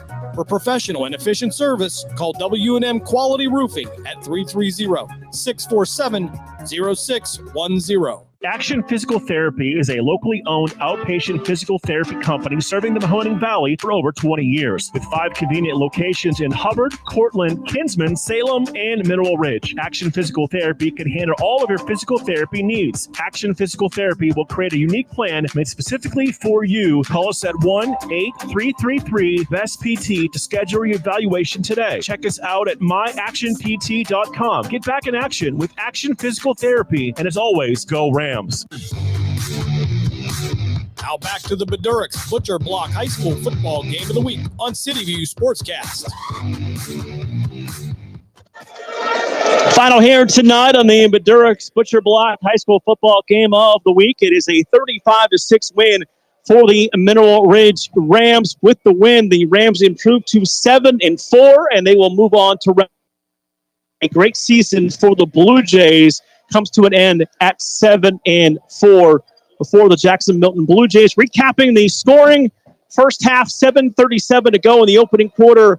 It was Ian Erb's 2-yard touchdown run, and the extra point by Landon Powell gave the Rams an early 7-0 lead. 6:51 of the second quarter, it was Jacob Russell's 4-yard touchdown run. The Powell extra point made it 14-0 in favor of the Rams. 2 scores in the final 4 minutes of the half. 4:23 of the second quarter. Herb from 25 yards out. The extra point by Powell. A 21-0 lead for the Rams. And with just 40 seconds to go in the first half, it was Shingledecker to Herb from 12 yards out. The Powell extra point made it 28-0 Rams. And with 3:03 to play in the third quarter, Herb's 4th touchdown of the evening. This is a 3-yard touchdown rush. And on our final play of the game, Jack McDivitt firing a touchdown pass to the back corner of the end zone for the final score of this game, a 35-6 win for the Mineral Ridge Rams. They just carried on what they did last week against their rivals, the McDonald Blue Devils. They had blue in their vision because they did the same thing to the Blue Jays of Jackson-Milton. You know, great job on the season. As you said, the Blue Jays end their year at 7-4. Mineral Ridge has just, since they've gotten their full contingent of players back, they have been playing lights out. The Blue Jays just ran into them for the second time this year. So hard to beat a team twice. But when you barely lost the first matchup, and it was questionable at the end of that game. They didn't have their starting quarterback. They were angry and ready for this rematch, and it shows on the scoreboard. Absolutely. A nice, convincing opening round win for Mineral Ridge. It's not final yet, but it looks like it will be the Rovers from Rootstown, as they were up 36-7 at the end of the third quarter. Of course, stay tuned to all of our social media platforms, and we'll let you know about matchups for round two. And now time to name your players of the game. Well, you know, as we say every week, we want to thank our sponsors, Select Sportswear of Niles, who make all of our players of the game shirts. They're making us also the shirts for the Beast Lineman of the Year Award ceremony. Want to thank them. We also want to thank Shining Stars Dance in Baton. We also want to thank Belleria Pizza of Niles. Joe Eckenrode is the owner, and he provides, you know, aside from them getting shirts from Select Sportswear, they get some food. Players appreciate that. They get free pepperoni rolls. And then Colleen Moore Photography, also one of those sponsors. And we have two players, as Mark put it. Tonight, we're going to have Ian Erb as one of our players of the game. He had a great game, just keeps it rolling every week, 4 touchdowns, unstoppable. And our other player of the game is going to be Brady Balestrino, the junior. Not only did he play absolutely lights out on offense, he was also excellent at defense. An all-around complete team effort tonight for the Rams that look to now move on to round two at a site and opponent to be determined, officially announced by the OHSAA on a Sunday afternoon. And Matt and I hopefully will be there for that one. Don't want to say for sure. Some strange things have happened over the years. But, big thank you to everyone here in Jackson-Milton. Very welcoming. Both of our first time here, and we'll definitely be back. Yeah, for sure. Abby Fishtorn, the athletic director, was absolutely phenomenal. She treated us so well, got right back to us. This is her first go at the playoffs. This is her first year as the AD here at Jackson-Milton. She is doing great things. Again, as we said, they're getting some new digs. So, man, great job. Thank you. Everybody was so very, very welcoming here and nice. And again, we don't have official news yet that we'll be there, but guys, we'll most likely we're probably going to be there. That is going to do it for us tonight here from the home of the Jackson-Milton Blue Jays in North Jackson. Big thank you to all of our producers back at the iMedia One Studios in Struthers, led by Chief Engineer Dave Ferris. Yes. We've done this before, sir. This was the first time for high school. Now we get to do it again next week. I am so excited. I've been waiting for years to get back in the booth with you. Never a high school game. It was the Scourge that we did. And yes, if it wasn't for all those guys, Brandon Fisher and Dave Ferris at the station, we would not be on there. Thank you. And Mark, I had a blast with you. I look forward to calling another one. For our friends at Cumulus Youngstown, Bill Kelly, Charlie Connolly, Chief Engineer Ben Schlegel, we thank them as well. Final score here tonight. Mineral Ridge, the Rams are moving on 35-6 over Jackson-Milton on City View Sportscast and Sports Radio 1240. Have a great night, everyone. We thank you for joining us for this special presentation of the iMedia One Network, and we now return you to your regularly scheduled programming.